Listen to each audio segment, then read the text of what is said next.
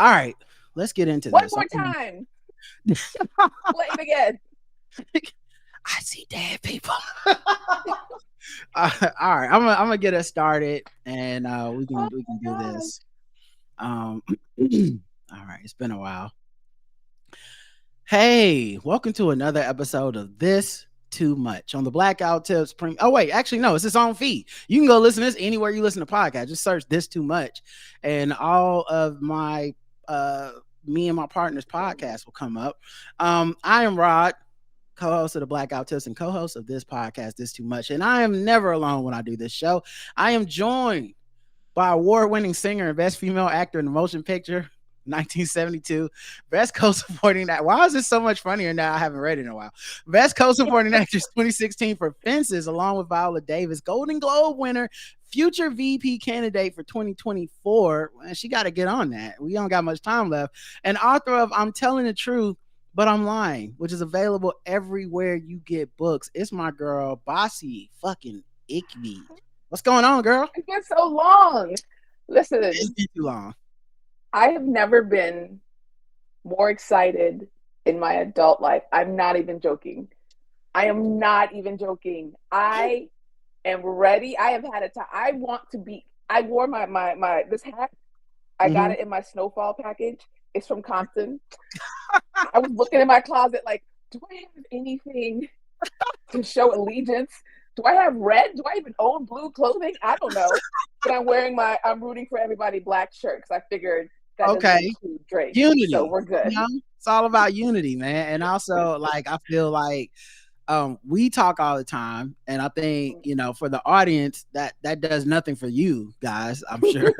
But we do get people that are always like, oh, y'all guys should do this too much on this and this TV show and all that stuff. And you're right, everyone, all of y'all, right? Those are great ideas that take a lot of work and organization on our part.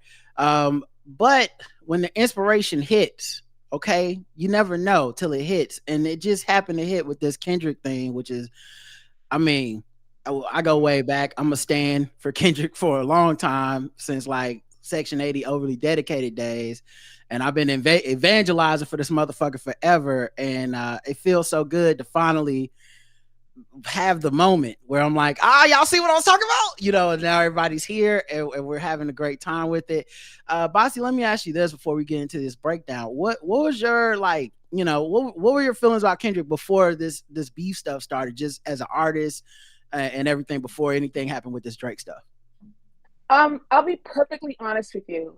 I was of the I respected his artistry, as in I could recognize that he was talented. I could recognize that out of all the like new rappers, he was probably the best one.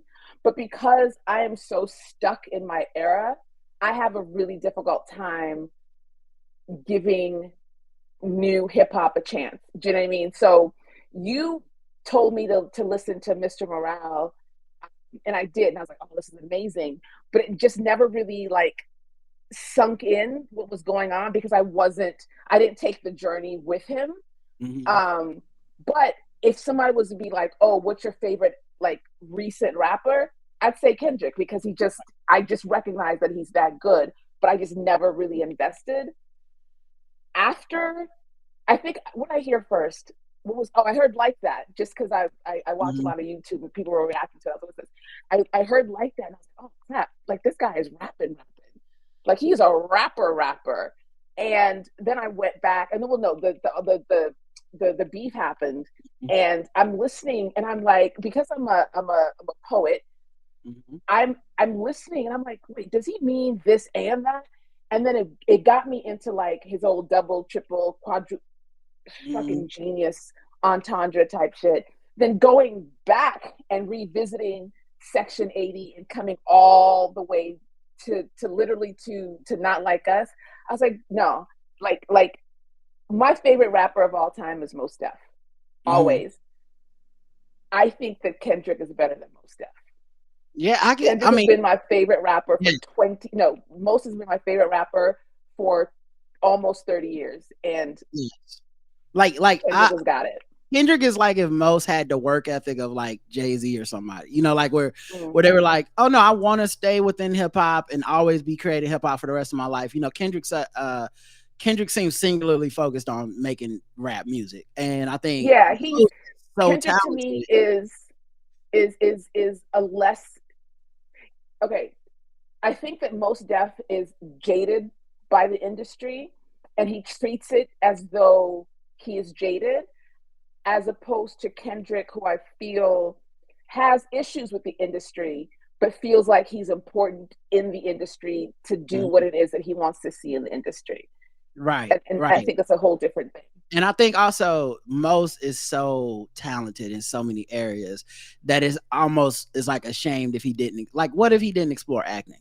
Cause Right. like for many of us, I mean, especially those that didn't like know Most Def as like a person, you just knew him as like, oh, this rapper is really good. And it's like, well, did you know he started off as an actor? And like, no, I did not. He can do that. And then Yeah. you see him acting, you're like, God damn, he can do that too. And I can see how you could kind of like lose the thread of like, I got to stick to hip hop and be like, man, I'm gonna go do Most Def shit. I'm gonna do whatever I want. Kendrick just seems like he was like, I just would like to express myself through music for the rest of my life, and I'm just gonna keep doing that.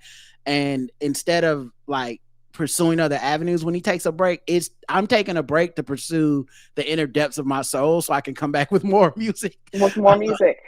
Yeah, I was DJ Head because I've been listen. When I tell you that I have been obsessed, I have listened to every podcast. I've watched every YouTube reaction. I've eavesdropped on conversations at Target. Like I am invested in this whole thing. But what DJ had said was Kendrick loves hip hop. He eats it. He breathes it. Everything that he does is somehow connected to his love of hip hop, somehow connected to what he feels about the culture. And oh my God, I'm about to cry. No, I'm not. Why am I getting emotional? I'm thinking about what I saw last night, and I'm Right. seeing this little guy in his little school outfit, his little hoodie, and He he's did just look like like I feel like he did lay that outfit out on his bed before the concert last night. it was giving first day of school. This is what I want to wear for the first day of school. I saw the This tweet is that showed like Tupac wore something similar. And Kendrick's a huge Tupac stan, yeah. like to the floor. So like I can't put it past, sometimes people put something on Twitter and you're like, you guys are looking too far into this. There's nothing you can put about Kendrick that will make me go, you guys are He's looking so too far into this. intentional. He's so intentional. And here's the thing, again, obsessed. He was a straight A student, which of course, like, and I was telling Bomani this because I feel similarly about Bomani. These are people, black men, black boys, black children who are geniuses, who are like very, very, very intelligent, and they're using their intelligence in like unconventional spaces. They're not doctors, lawyers, scientists, engineers, da da da. They're bringing their level of genius into the medium that they've chosen to pursue, and everything that Kendrick Lamar does is so intentional, and so there's no wasted aesthetic. Everything from head to toe is purposeful, and he's genius in the way that writers are, where he's accidentally saying more than he means to say because his wealth of knowledge is so vast and so deep that he's accessing things that he's not intentionally accessing. And as a writer, I connect to that because people will read something I wrote and be like, "Oh, you mean da da da da," and I'm like, "Oh, you know what? I do remember reading that when I was in the third grade, but I didn't know that I Right. was drawing from that for this." But like, that's what he does. He's fucking like, Yeah. oh, he's fucking incredible. He's Yeah. not. He's not Newman. He's not Newman. He's not human. So in addition to and just for me, love Kendrick for a long time. Section 80 is really my entry point into like being a stan, because like and I'm not shitting on Overly Dedicated, it's great, but I just remember hearing Overly Dedicated and being like, oh, that guy's got a lot of talent, cool guy. And then Section 80, I was like, God like, and it was one of those albums I listened to at work a lot, and I was listening to it over and over, and it just, I don't know, it was like listen 17 or whatever the fuck, like that it went to like, oh wait a minute, I've been listening to this guy. This guy meant everything on this album different ways and all this stuff. You know, I remember listening to High Power and being like, oh, he's different, you know? And then, you know, I always listen to new hip hop. I unfortunately kind of don't branch out to other genres of music. So, so like I've decided to live my life within just the scope of hip hop. So I always am listening to new shit. But he was one of them ones where I was like, oh, this guy's gonna be around forever as long as he wants to do it. And he's gonna keep getting better. And he's gonna always be ahead of the culture, which is damned if you do, damned if you don't, you know, because he's never following trends. He's always making trends. And unfortunately, that means his art is like always like a little inescapable. And I feel like even when I try to put my friends on, they're like, I can tell this nigga's talented, and I know your taste, so I know he's talented, but this is dense. You know, like this is a lot happening. I'm gonna come back to this at a time when I can get back to that for the record. Right. And so I you know, all my friends are very similar to that. But then they have that moment, and for this is one of those lightning in bottles. No one's ever had a moment like this where everyone at the same time went, oh, about an artist. And I'm watching, speaking of Bomani, I remember the first time I told Bomani about Kendrick, and he had dropped, I want to say it was Good Kid, Mad City. I don't think it was To Pimp a Butterfly, because I don't think Bo doesn't do sad, so he wouldn't have listened to that. But or it wouldn't have resonated with him. But I think I told him about Good Kid, Mad City. And I remember he texted me like, all right, man, I'll check it out, or da da da. And he never really got back to me. I was like, well, this is crazy. Bo's one of the most, like, he's a music head. This motherfucker used to review albums, blah, blah, blah. And I want to say like a couple weeks later, maybe a month later, like we were texting or something. I was like, yeah, so you never got back to me about the Kendrick. And he's like, oh yeah, I was listening to it on the wrong type of speakers and I couldn't hear like the beats really. And then I got in my car, drove around to turn that shit up. And yeah, I see exactly what you're saying. I was like, yeah, I love those moments. And this was that moment for the world. Now, I feel remiss that we love Kendrick and that's great, but we got to bring up the other part of this. How did you feel about Drake before this beef stuff started? Well, let me get back to Kendrick real quick. Okay, yeah, sure. I was in Nigeria when he kind of blew up. So when I came back, I was kind of like, what's going on? But what I realized on Bitch Don't Kill My Vibe, I didn't know that was Kendrick. Money Trees, not that I didn't know it was him, but in my mind, it wasn't the same guy. And even going back over the last month or so and watching videos, he looks completely different. Mm-hmm. He looks completely different. So in my mind, these were like 4 different people that I was thinking about, and I didn't realize it was all Kendrick. It just didn't. Maybe I was like Kendrick, K-Dot, Kenny, Kunku. These were 5 different people as far as I'm concerned. Because he looks different. And even when I was watching him last night, I was like, he's so little. Mm-hmm. And I knew he was small, but like, oh, it's just a lot. What I feel about, I felt about Drake the way that I feel about Amazon. Like, you can't really not use it. It's mm-hmm. there. I like it when I need it. I watched Degrassi, so I knew Jimmy Brooks. I knew that, and I remember his first mixtape, or is it mixtape? Whatever, his first whatever. Loved that was it. Good. I loved it too. Loved it. You could tell that that particular kid, really, really loved hip hop, and mm-hmm. you can hear his influences. You hear Joe Budden. You hear Jay-Z, hear, there's somebody else that Kanye. Fonte, oh my God. He blew a mermaid, Fonte. So you hear all of that.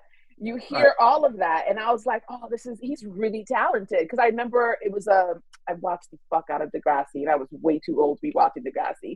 But they had this special where they would like take a cast member and like follow like a day in the life. And they did a day in the life of Aubrey Graham and he was like listening, like, you know, in his car, in his Audi, listening to, like, I think it was Jay-Z or somebody, and then he's like, yeah, I like hip hop, and then he did like a little rap. Aubrey, your little raps. And then like 2 years later, he was out there, and I was so happy for him. I was like, oh, this is great, fantastic. So I really, really liked him until he started, until I started to recognize that he had exhausted the person that he was, and he needed to find something else or somebody else to be. And once I started noticing that, I was like, okay. And I just kind of like pulled back. If I heard his songs, I didn't. I mean, I've never listened to any of his albums front to, except for If You're Reading This, You're Too Close, because my driver in Nigeria wore that shit out. Like every time I got in the car, he was playing it, and I like. There was a song where he was talking to his mom. I think it was called On the Six, where he was like, "Mama, they doing da da da, mama, da da da da, mama, da da da da, mama," something like that. And I really liked that. And there were certain songs that I liked about from him, but I just started to notice that he just wasn't rooted in anything or grounded in anything, and I didn't know that mattered to me as much as it did. And then back to back, and I was like, okay, Right. Yeah. I'm That here. was an amazing moment. Oh, I love Yeah. back to back. I think for me, it's very similar. Um, I just in the first mixtape, honestly, I saw a lot of potential, which is why I liked about it. And he was rapping about how like, I'm really rapping for the girls, and the girls love me so much that the guys will have to love me. And I was like, that's a cool angle. That's almost a little LL Cool J ish, you know, where like, LL Cool J did a lot of rapping for women that dudes end up messing with LL because you like, well, that's what the girls like. But also LL, similar to Drake, was one of those guys that if someone came for his neck thinking he was soft, he would pop out on you and you would be like, ooh, oh, I'm sorry, Mr. Cool J. I'm gonna go back to my lane. I didn't realize you were taking this rap thing that seriously, right? And with Drake, he had a similar thing. A couple people came in his neck, and he actually like smacked them down enough to be like, well, I'm like, okay, I gotta respect the skill set. And that was even after I had realized there's no there. I don't know this guy. And as a hip hop like head, I love knowing the artist. I love artists that have something to say. And Drake is an absence of something to say. You know, he's the loud music in a club where you can't talk to your friend.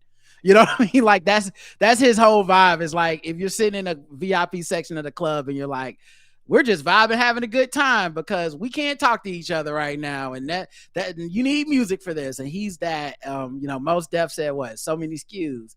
He's that. You know, Yeah. And I think it's interesting because hip hop kind of gave over to commercialism in such a way that you could not deny his greatness because we had decided that sales and being everywhere was greatness, right? Not like we found out this man didn't write his own raps, and we were like, his fans and other people in the, it was like, yeah, but look at his sales. Like, he didn't write it, but he's at the top of all the charts, and that becomes more important. The ubiquity of his music becomes more important than the quality of his music.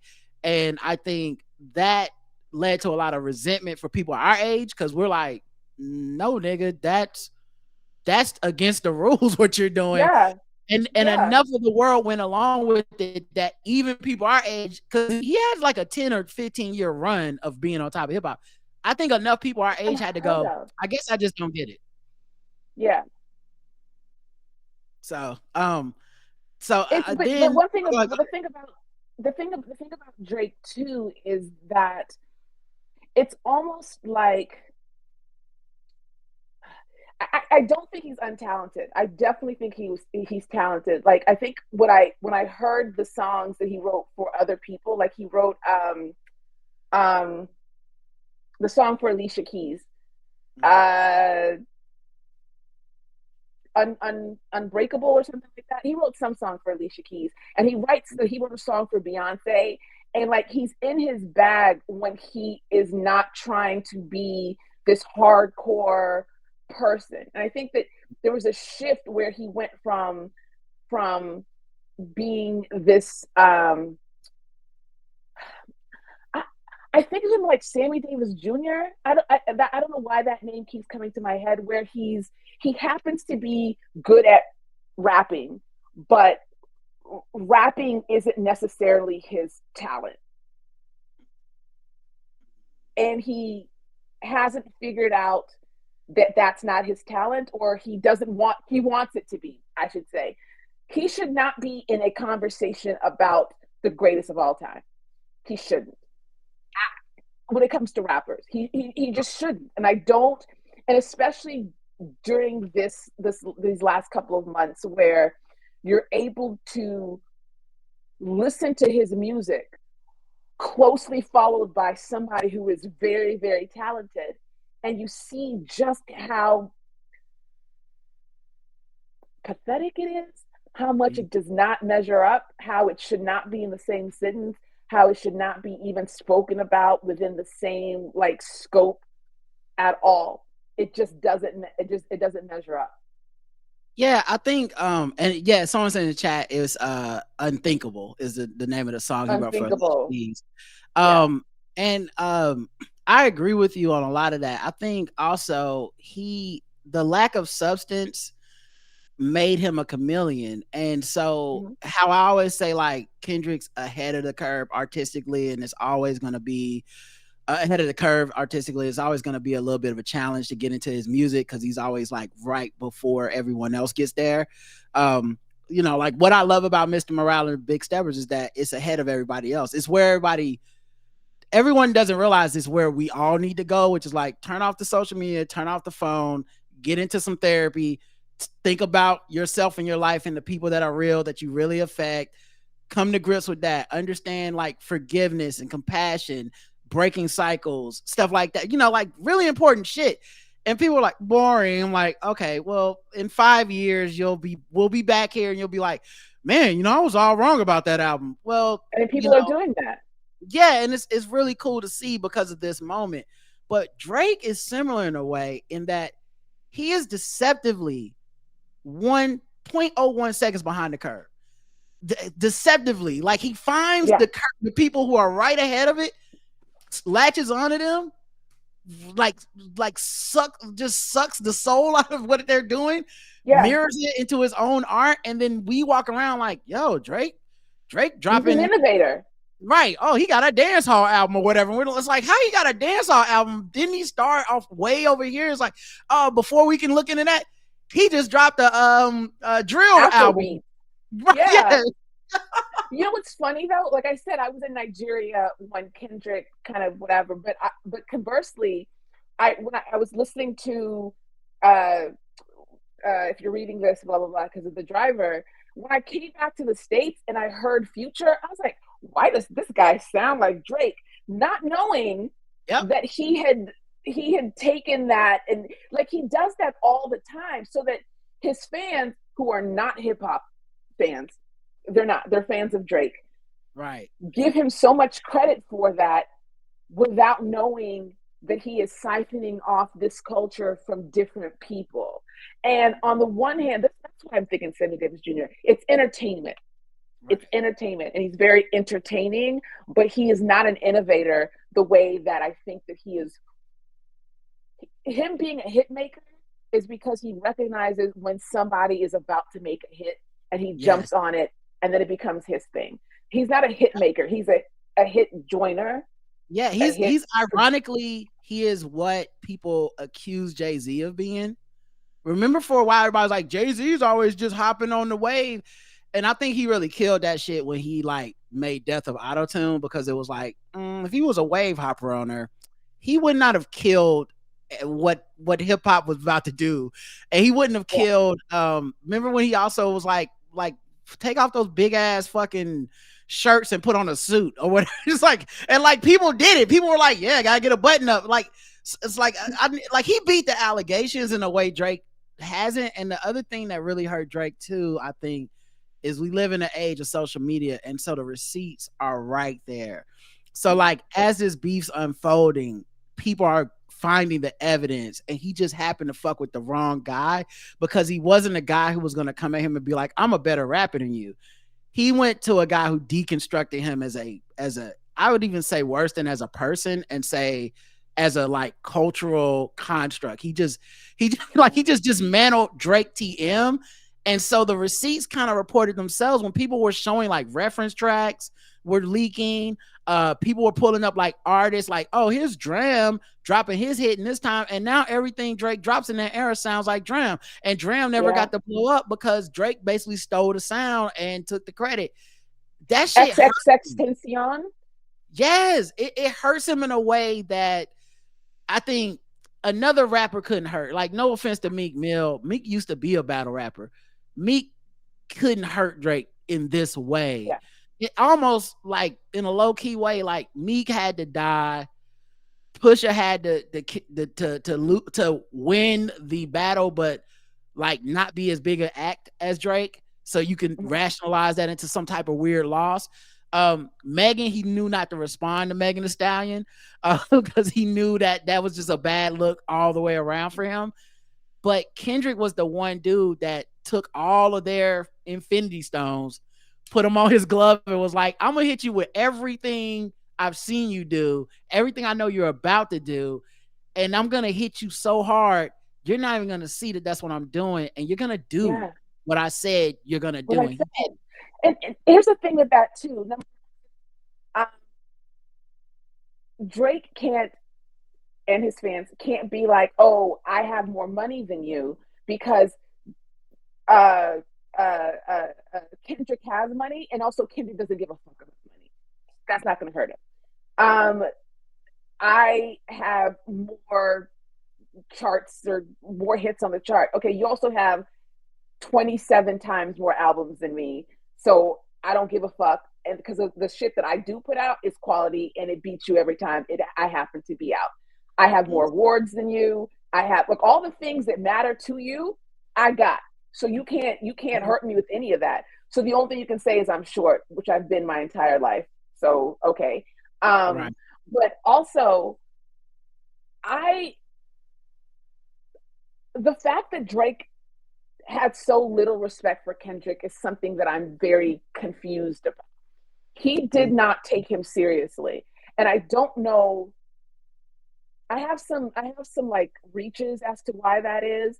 I think I said in the group chat, but not anywhere else. But the fact that he seems stunned that this happened, whereas everybody else could see that it happened. I think that there is something to the fact that he doesn't, how am I going to say this? Fuck it. He doesn't see himself as a Black person. So he's very confused that this dark-skinned little, I'm saying ugly. I'm saying ugly as Drake. From Drake's point of view, yeah. Yeah, from Drake's point of view, not for me, because I love Kendrick very much. But like I that's what it feels like to me. Like there's no way that this kind of a person can hurt me at all, because everyone is going to like recognize all the things that we've been told we're supposed to uphold when it comes to looking at people. Biracial, light-skinned, all these different things. I that could be a reach, but I'm very confused as to why he did not take this seriously. So what I think happened, two things are happening at the same time for Drake. I think one, they've been shadow beefing for over 10 years.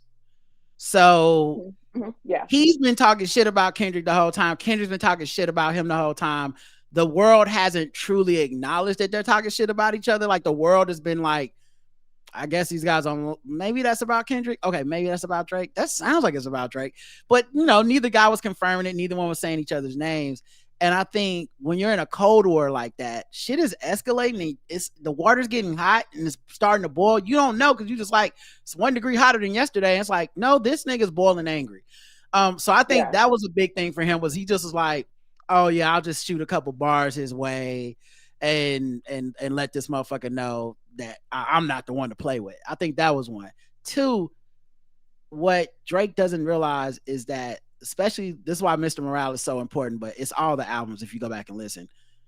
What Kendrick doesn't like about himself and tried to kill in himself, the ego, the clout chasing, is all Drake is.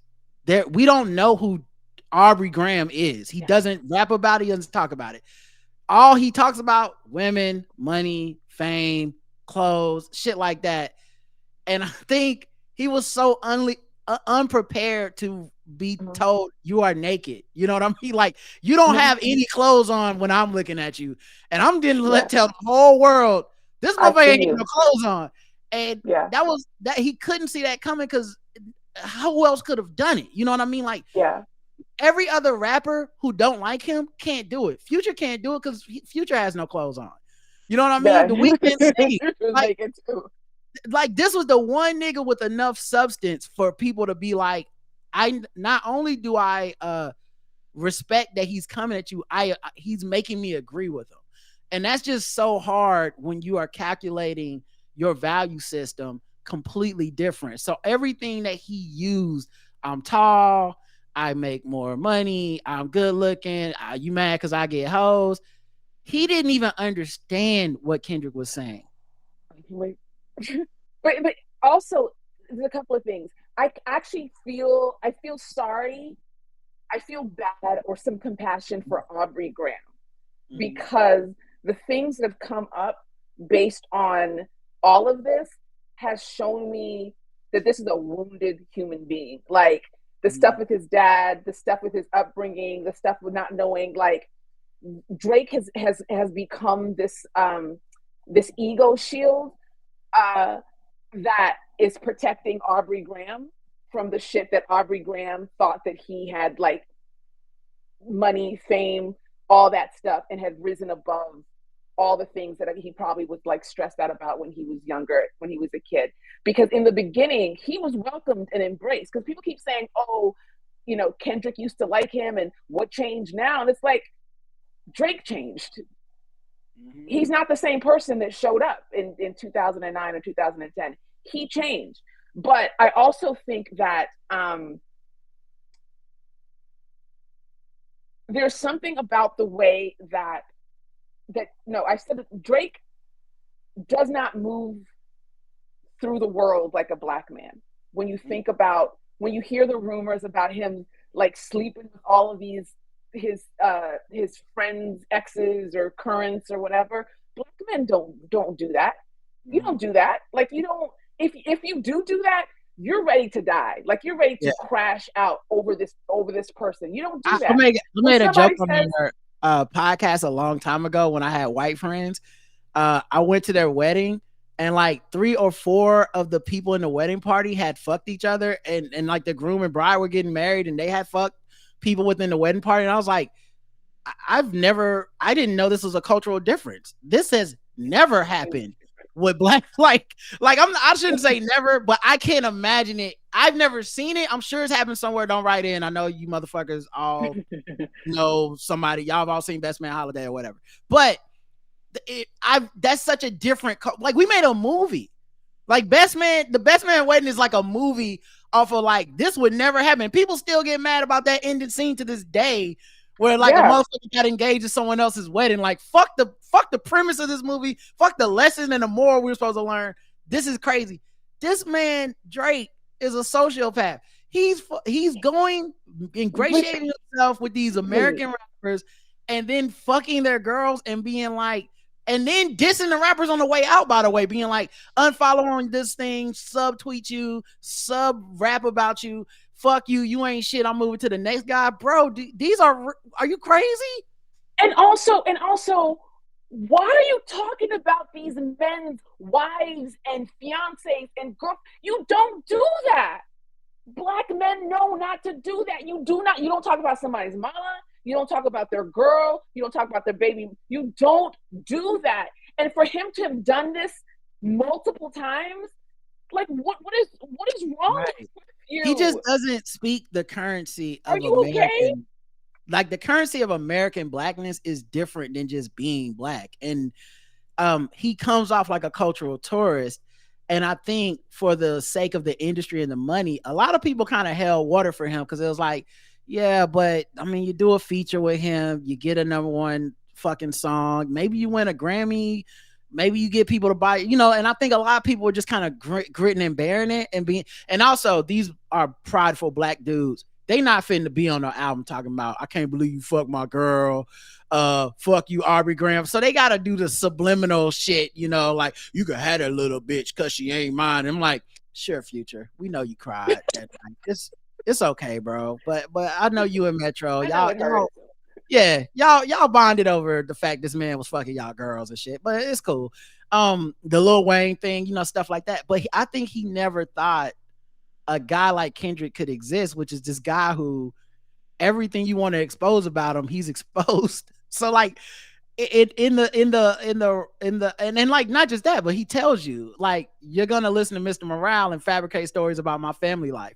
And then you go and do exactly that. And he's like, yeah, that's what I thought. By the way, because I had thought you were gonna do that, I already had my response ready. Like it was just an insane level of genius. But yeah, I think it's interesting watching Aubrey Graham because he's such a transactional person in a nakedly transactional era of hip hop. Like hip hop just didn't used to be like this, but I feel like the reason he's the avatar of hip hop for the last 15 years is because it became commercially transactional in a way that we just accept it. Like it is now big time consumerism. It is now big time capitalism. Our favorite rappers are hyper capitalists at the top of the game. Yeah.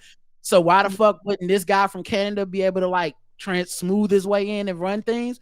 And I think Kendrick had been clocking it the whole time, and people my age, people that love hip hop, that have been here since the early days, we were all like, I guess this is happening, and it's just no one's gonna say shit. Me and Bomani have had so many motherfucking talks about like, I guess they're just okay with this, and I don't want to come off like a hater, so I guess I just have to accept that this guy's running hip hop. He's everyone's fucking role model. And then this Kendrick thing happened, and it was like the kids still know the recipes. We are still, we got a fighting chance, guys. We can get this guy out of here. So I think that's one of the reasons it's such an exciting moment right now, watching this happen. To that point, I think that when I was saying that, I just haven't paid attention to him because it's different now. I like what I like. I'll just listen to what I like. But you saying that really, really puts it in perspective as to me thinking, oh, I guess that's what it is now. That's not what I like, so I'm just not going to listen to it. Why would anymore. You? I'm right? not going to sit here. Honestly, you know what's crazy? I mean, well, it's not crazy. It makes sense. But Eminem got more resistance than Drake. You know what I mean? Like, it's kind of wild to think that this guy is from Canada. We actually know his origin story. So we know this Drake thing is a character. And everybody that would be a gatekeeper was like, I can get a check if I act like he's not terrible. And so everyone took the check for 15 years, even as you watch people resent him after getting the check. Like there was, I don't want to cast aspersions to put everybody's name out there, but there are people that like he looked up to that he ended up eventually surpassing and kind of disrespecting. And you would see them kind of like talk down on him. Another thing. And but it's like them talking down got turned into like, they're bitter, they're jealous, they're not successful, they're old. It never got turned into like, hey, this is the 12th person. And maybe they got a point. You know? Yes. Everybody hates you. And the thing too is him saying, and just to go back, it's not just American blacks, because I listen to UK podcasts who say this man, bruv, doesn't move like a black man that we recognize, fam. Like he just doesn't do that. And so for them to like notice it too, I've got friends in all over the place who are like, he just doesn't feel like a black man, so I guess it's cool. To me, it's like they perfected the formula when it comes to like white people being welcomed or placed into like black culture and sort of doing their time. Like I'm thinking Elvis, I'm thinking New Kids on the Block, I'm thinking like all these people, and they found this person who was black enough to say nigga, but Mm-hmm. still white enough to be moving around like that. Nobody else could do exactly what he did and still have this, like, there's nobody that lasts for 15 years. Nope. It just doesn't make any sense. Right. Everybody goes in and out of fame. It just doesn't make any sense. For him to have like the steady rise, it is because he represents white people who want to say the N word, who want to be cool, who want to be seen in different ways. And he's the avatar for that. Yep. Yeah. He's the And avatar he's a for that. guy that when he has decided to speak about race, he has typically spoke about it from a not black perspective. Like Yes. it's a lot of like, even musically, it's a lot of like, this is why I don't want to talk about race. And then in interviews, it's, well, the black people are the real racists. They're mean to me. The And first time I encountered racism. right. Meanwhile, again, during my hyperfixation, Drake dropped out of high school. He went to two different high schools. He dropped out of high school with one credit left because he was being bullied for being black and biracial. So how is being in America being told by a black person something the first time you've experienced racism? I'll Like do you how I'll does do that you one connect? better, Bassey. I'll do you one better. He made the blackface photos to raise awareness about racism that black people were experiencing as actors in Canada.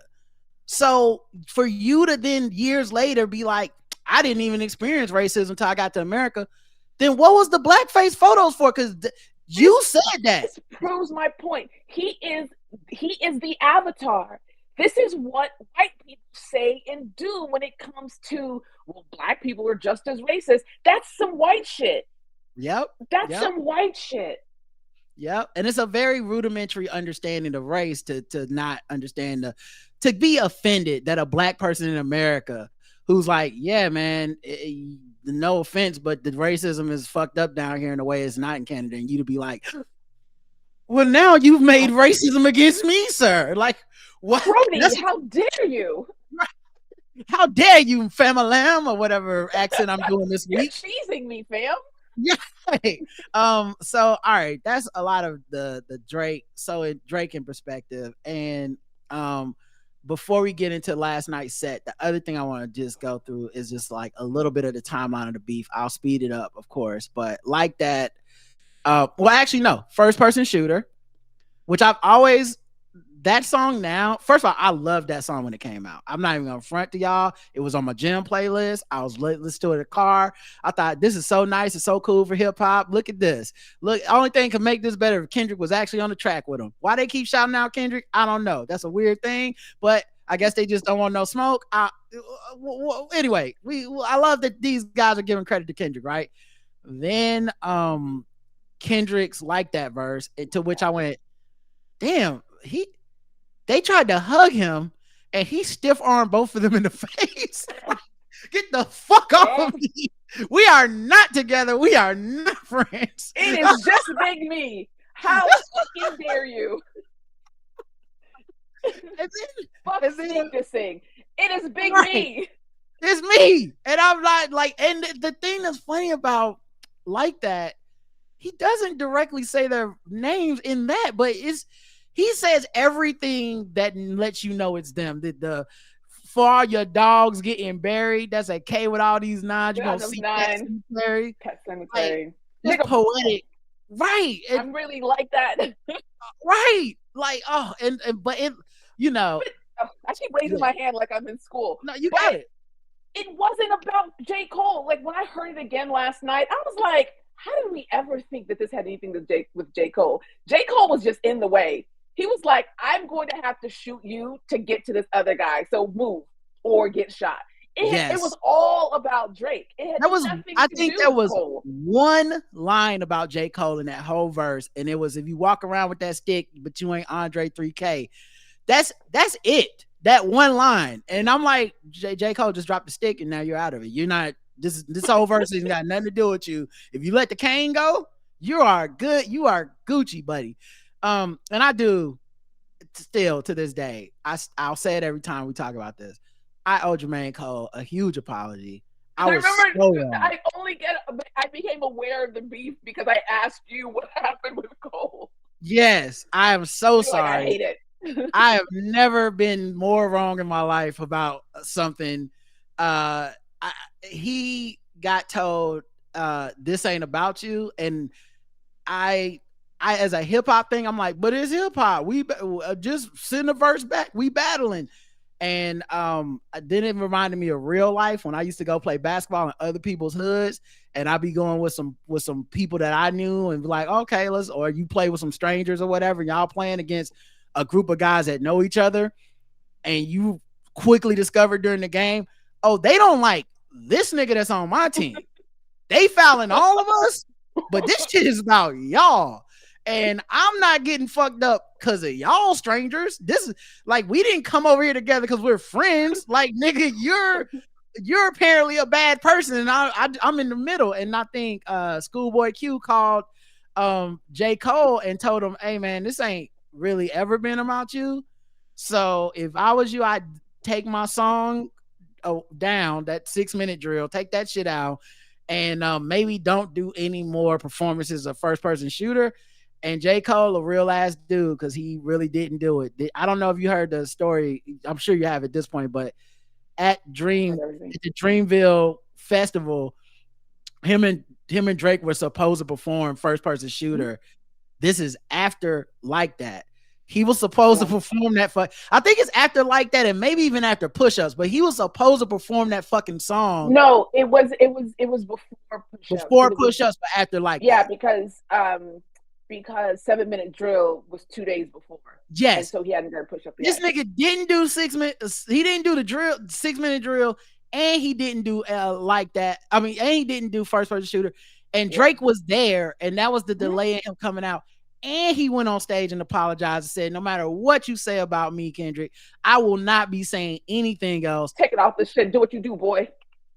Respect to him, because I don't think I would have gotten played like Drake. My ego would have been like, he ain't gonna punk me, and I would have been right up there watching everybody wop wop wop in LA on my ass, like, and I should have just shut the fuck up. So shout out to J. Cole. That's another thing. 2 things. Number one, did Cole foul? I don't know why you're still pretending. There's that. The other thing is that, oh shit, I lost my train of thought. The other thing is that, oh crap, I lost my train of thought. Try to get it, but let me go back. Did Cole foul such a great bar? Because it is like, and this is what I truly believe happened. Drake was like, we're gonna get Kendrick on this track with us. And J. Cole's like, that's what's up. It's us, the big 3. His verse sounds like he expected, because no one records that verse in the same studio anymore. His verse sounds like he expected Kendrick to have a verse like 2 verses later. And turns out Kendrick's not even on the fucking track. And then turns out Kendrick is dissing the track. Like, J. Cole is just Mr. Krabs in that meme with the spinning shit behind him. Like, what the fuck happened? I thought we were homies. Like, oh God, I love that. But did you find it at all? Yes. So what it is, again, I can write a fucking thesis on this shit now. But what I recognize also is that J. Cole, we already established he didn't know what he was getting into. But I also think that what Drake did was really calculated, because when you bring Cole into it, it's not a We Are the World situation for Drake.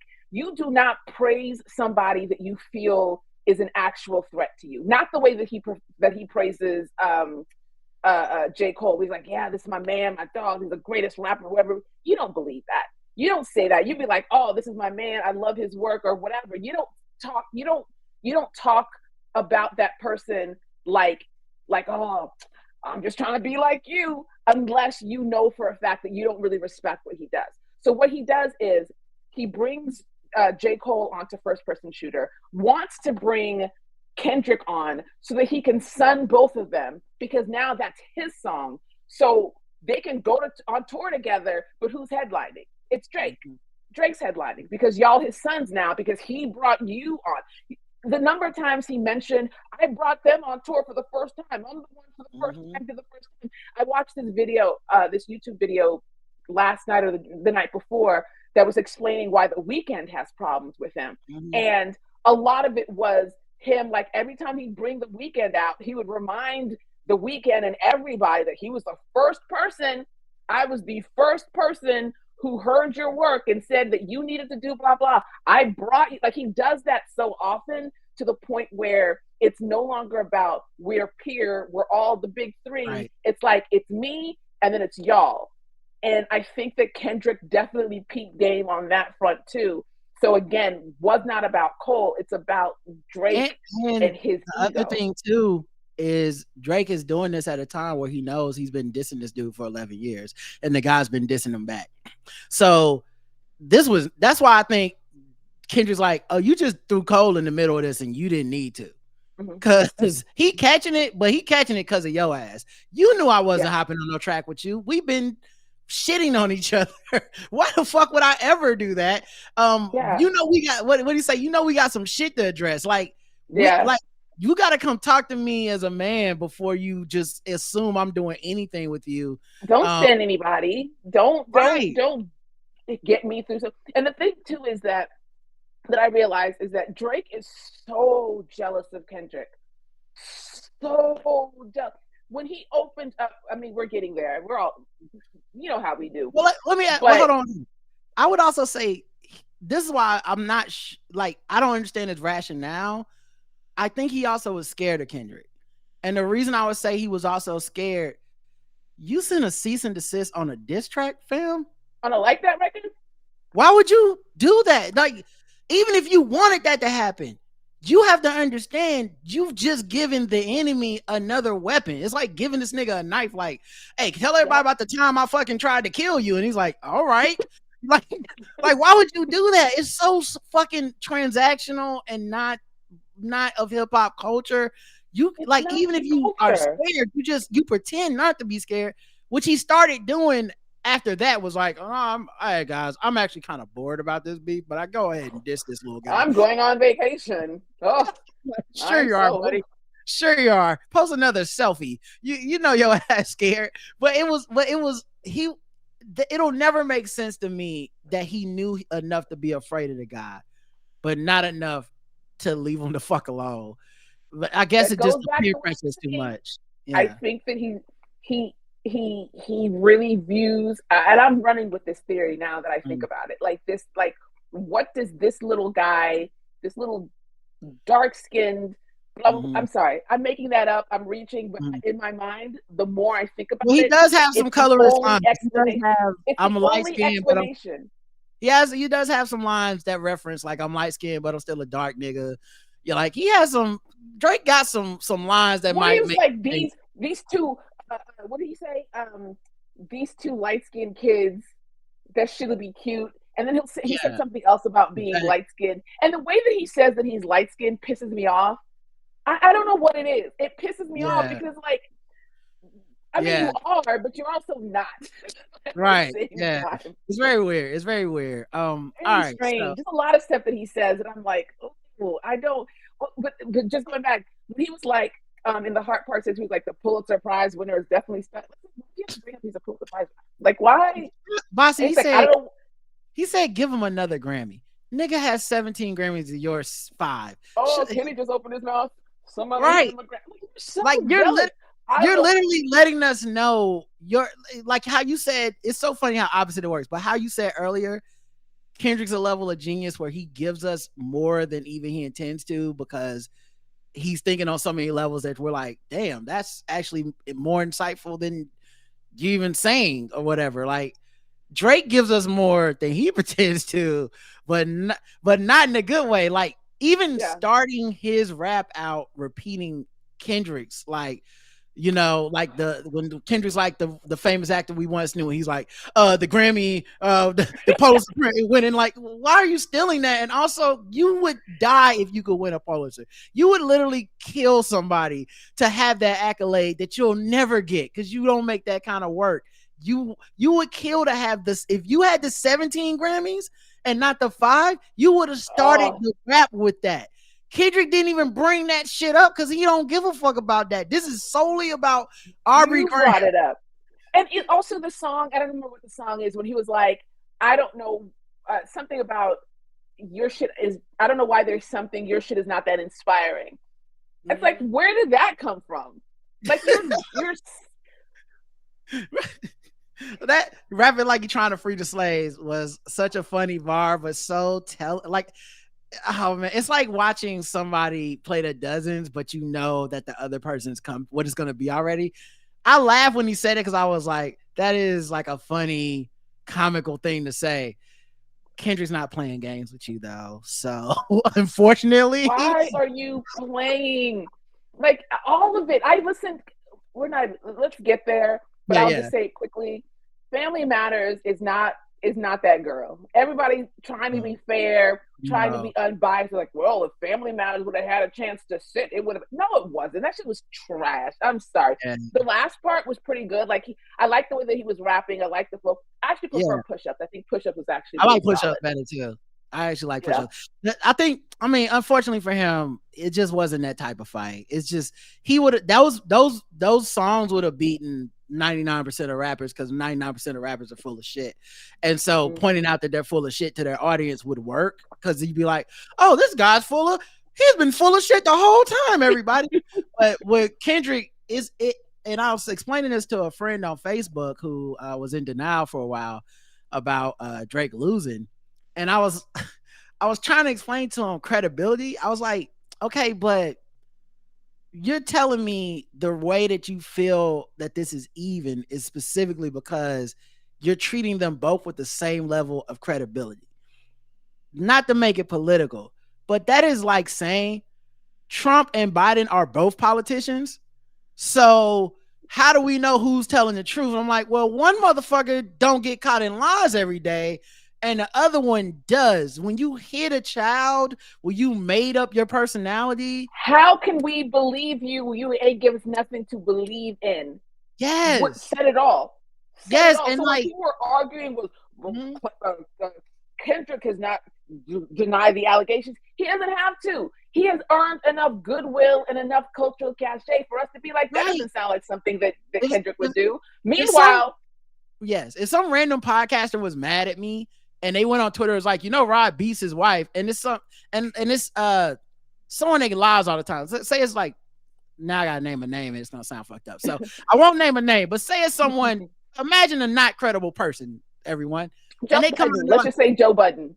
let's just say for him, for instance, and he's like, well, everyone talks about the multiple allegations of domestic violence and police cases I've been charged with, but everybody doesn't know Rod really beats his wife. How many people will be like, I don't fucking believe that. Where's the proof?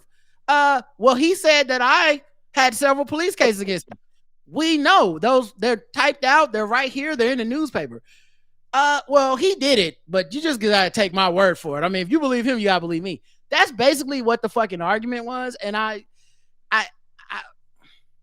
lost respect for a lot of people throughout this process and their Oh my cognitive God. abilities. I'm like, oh, Oh my you God, believe Rod. Same. Do you know how many people that I have unfollowed and blocked because I was like, you are a fucking idiot, and I didn't know until this week that you were fucking stupid. Or that you virtual signal like a fucking foghorn because you know that this doesn't make any sense. Bassey, one night, this is not a joke. Me and my brother stayed up to like 3 a.m. talking about this shit. There was the day the Heart Part 6 dropped, or maybe the day before it dropped. But we talked all night long because he was like, yeah, I'm not paying that much attention. I'm like, yeah, well, I have been. And I'm just filling in the gaps like, well, this happened first and then that happened. He's like, for real? Like, yeah. And he's like, well, I don't know, man. I'm going to go back and listen, blah, blah, blah. And then I think Drake dropped the Heart Part 6 that night or something. And then he called me back like the next day. I was like, yeah, you right. like it's, I'll say, oh, thank God, brother. I thought I lost you. I thought I lost you, man. I was scared. I'm like, what am I gonna do without my brother? I can't be out here with half our family not knowing what's up, man. So absolutely. All right. So that's kind of the preamble. Let's get into this motherfucking set. Now, I do want to say already off tops, I was podcasting during the early part of this, so I didn't get to watch a lot of the LA artists. I didn't to watch YG and all that stuff. I will go back and rewatch it, but I just want to talk about the Kendrick stuff. So no offense to those artists, no offense to LA.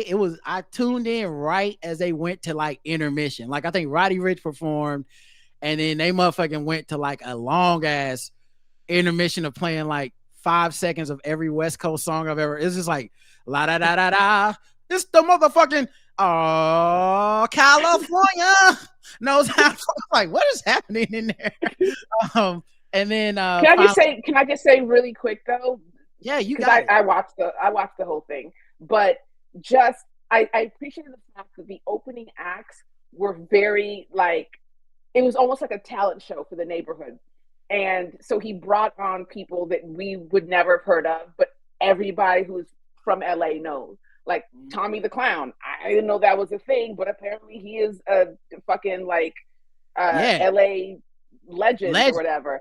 Yeah, I didn't know I made that. a joke about him. I said, "What gang is he a part of?" When everyone was on the stage.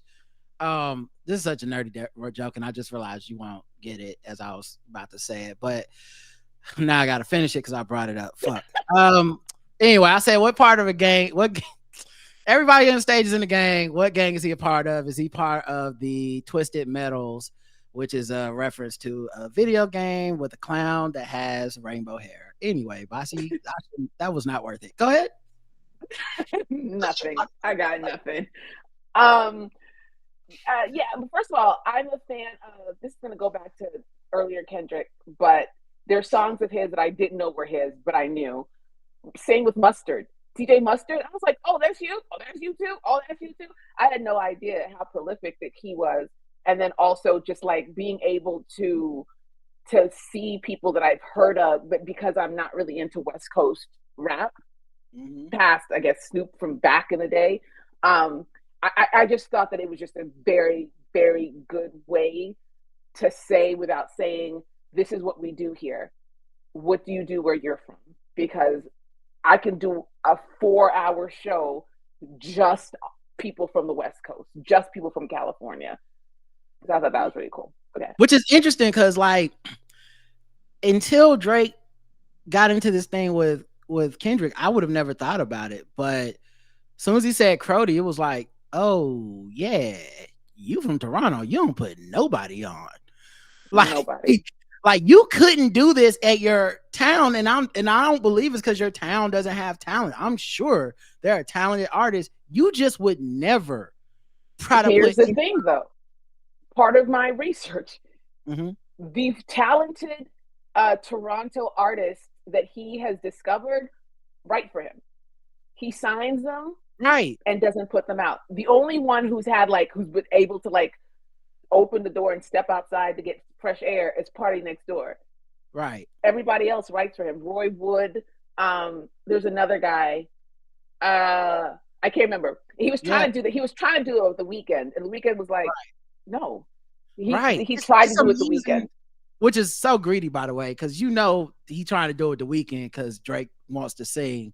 And I mean, not that it needs to be said for the millionth time, but the nigga can't really sing. And it's so greedy to take songs from people that can sing and be like, I'm gonna keep it. It's like, bruh, keep it and do what?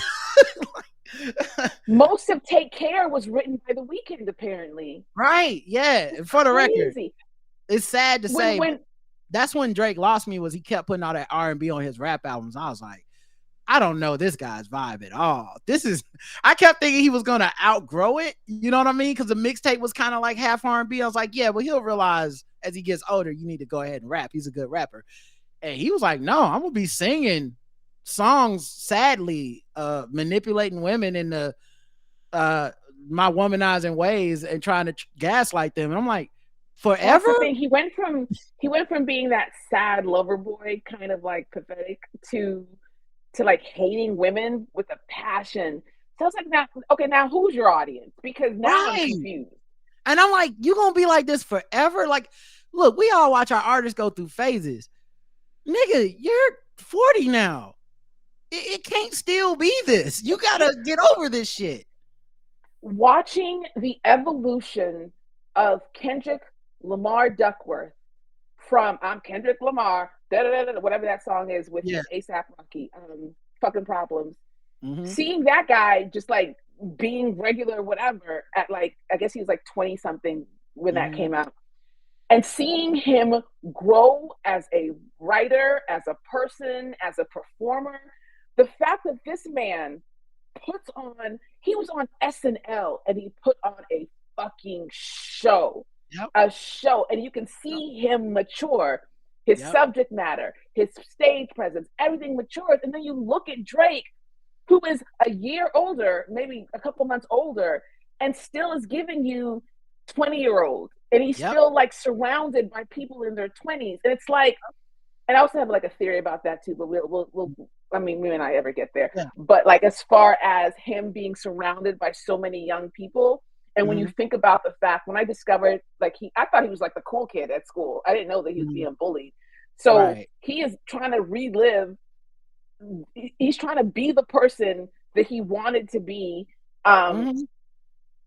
Now at his big age, he's trying to raise his white child as the Right. black kid that he wished he was raised as. And it's just Also, also very transparent. He definitely needs some ayahuasca or whatever and it's called. artistically, and artistically, he's Dorian Gray. Like he's absorbing that youth Mm, that's around him to be like, yes. look at my picture. It's still 20 years old. And everybody's like, Yes. my man, if you're making references from 2011, like you've been around for a while. He's like, no, how can I be old if everyone in this picture is 20? It's like, you just like an old nigga hanging around 20-year-olds. So yeah, I think, like I said, Kendrick kind of pants him with that. So All right, I'm LA, done. No more Drake. nah, no problem, no problem. No more parties in LA. Let's get to the party in LA. So the Kendrick thing starts. And first of all, the anticipation was so crazy. He wasn't even on stage yet, and you could hear chants of OV Ho. And you just knew it was fitting to be one of them ones. Like the crowd was so in tune that they're just like OV Ho waiting for it. It goes dark. There's like a cheer that I imagine if you're in the state I'm in the getting arena. chills. Right. Like I'm guessing they saw some movement on stage that meant he was already out there, but we couldn't see it under cameras because they were cheering like the fucking show started. I was like, okay, there's another minute of sound, like minute of nothing after that. What the fuck happened? Then he doesn't just start. He starts with the debut of Euphoria, which I had never thought of the concept live. I listen to it at the gym every day. And I know what I do is I start that song with like 40 seconds knowing like I'm not touching a weight until that 40 seconds hit. Like I'm putting on my headphones, I'm did my gloves, all of that is them superpowers being neutralized. Like that's all that part. And then finally when that motherfucking beat drop, then it's like dun, dun, dun, oh, we're lifting, we're running, we're doing whatever, right? Seeing it in person, it's such a dope live performance to take the crowd from low energy to when that horn drops and everyone's going crazy. Oh, it was so beautiful. And I think what I love the most, because so many people have, everyone's seen them perform live. Everyone. You just hadn't thought about it. This is your first time probably considering it if you're not like a fucking stan, which is probably unhealthy like I am. But I'm also a dot now, so yeah, okay. Seeing him show you the world-class athlete that he is. The way we talk about Beyonce and her breath control and flawlessness and intentionality and stuff, he doesn't normally get that from people because we do a lot of like, it's like, oh, we take it for granted. We take it for granted, especially those of us who are older who watched hip hop beat us in the past. And then everyone fucking stopped, right? Everyone, they got the backing track now. You bring 12 niggas out with you so you can not say the words. the show, yeah.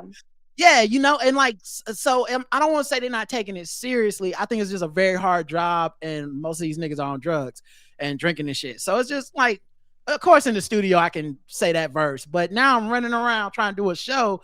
I'm going to need the Wu-Tang Clan behind me saying every other word so I can be like, it's such and such, such and such, such and such. This nigga's breath control and delivery on this stage by He himself. sounded like the fucking radio or whatever people are listening to. He sounded like the track. And the song, like track. the song is 7 minutes long, guys. It's 7 minutes long in a time where we're essentially making ringtone hip hop. All the hits are 2 minutes, 2.5 minutes, and they be good songs. I'm not dissing the people, but it's all about the algorithm and how many streams you can get. So you get Megan and Glorilla doing a song together and you're excited, and then you realize the song's 2 minutes and 12 seconds. It's like, huh, that's like half a song, but thank you. I appreciate what y'all were able to do. Kendrick drops a 7-minute song in ADHD times, and watching a live crowd know every fucking word. No hook, no verse, no repetition, nothing for people to be, just a monologue from beginning to end, knowing every single. It's like knowing every word to the fucking uh, uh, Gettysburg Address. Yes, it's just it's. And at one point, he flipped the lyrics a little bit, and if pardon my mere human ability to understand. That's my fault, Kendrick, not yours. I'm like, did you fuck up the words? Like, because he flipped the words and he goes back and does it again. I was like, me too. I was like, that's so what? Smooth how he did that. Yeah, and I'm like, I know this nigga didn't wait months to do this concert and fuck up his first live performance. That can't be what happened. And then, like, all genius shit, like 10 seconds after it happened, my brain kicked in. I was like, oh no, he changed the lyrics and then went back and did the lyrics that everyone does know so that we could all get back on the same page. Okay, thank you, Mr. Duckworth. We appreciate you letting us have a glimpse into the genius that you are. But it was such a energetic performance, and like at no point does he do that thing where you have to just rely on the crowd. Like he could have, because everyone knew all the words. He could have just held the mic at them and all that shit.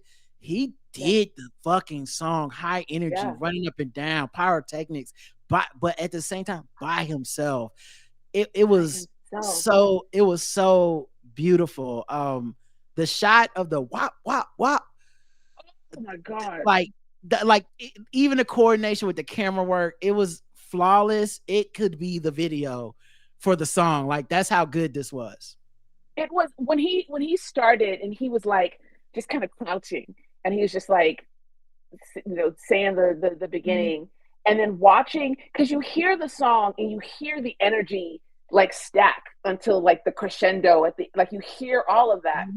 To watch him do that and watch his physicality, he's not a dancer, but he's a dancer. Like his entire body is part of this performance, of this song that has absolutely no breaks.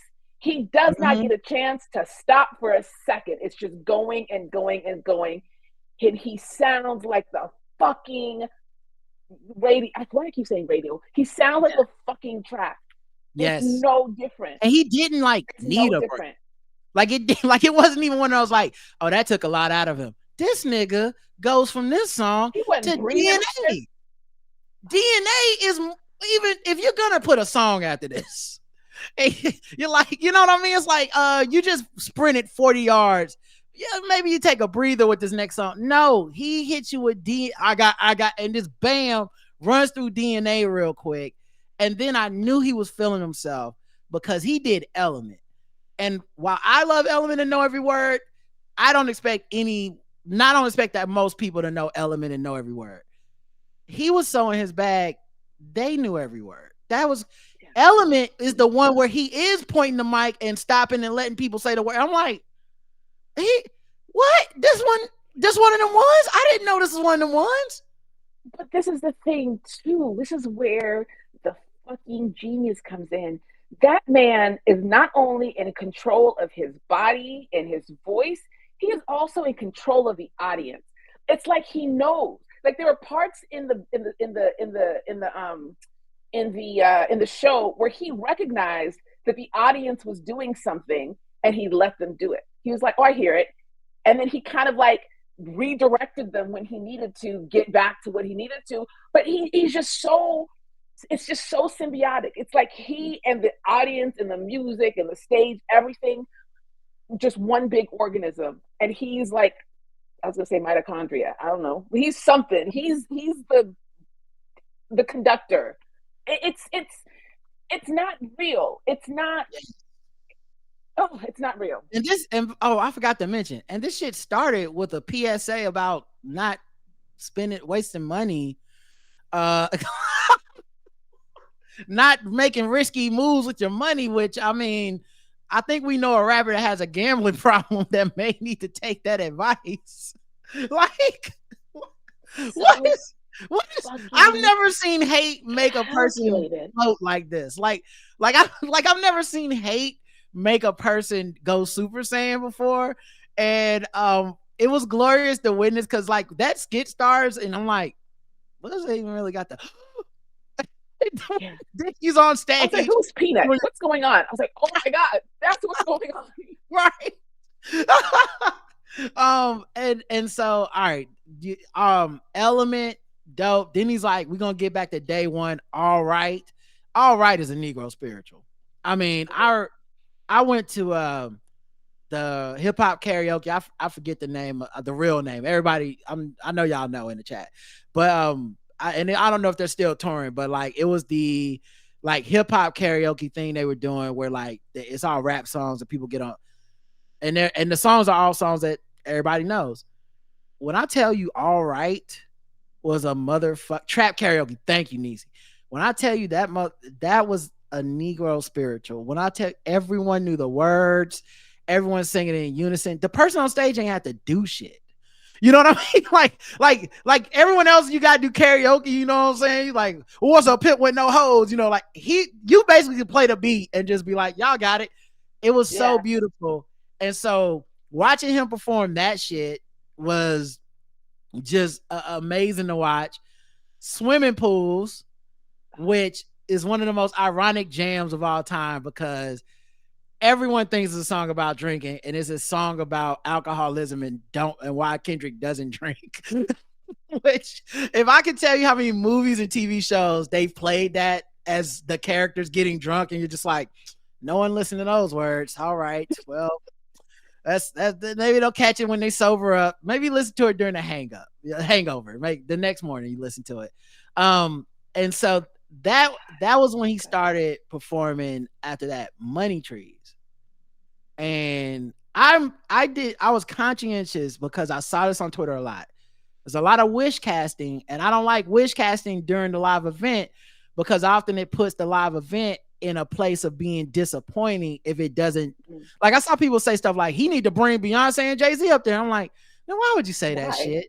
They not from LA. I know it's hip hop, but then when it doesn't happen, you get to go. If you would have brought Jay-Z and Beyonce, and it's like, why? But here's the thing, though, it was so fucking curated. One thing that this beef has taught me is Kendrick knows what the fuck he's doing. Who am me to suggest anything to that man?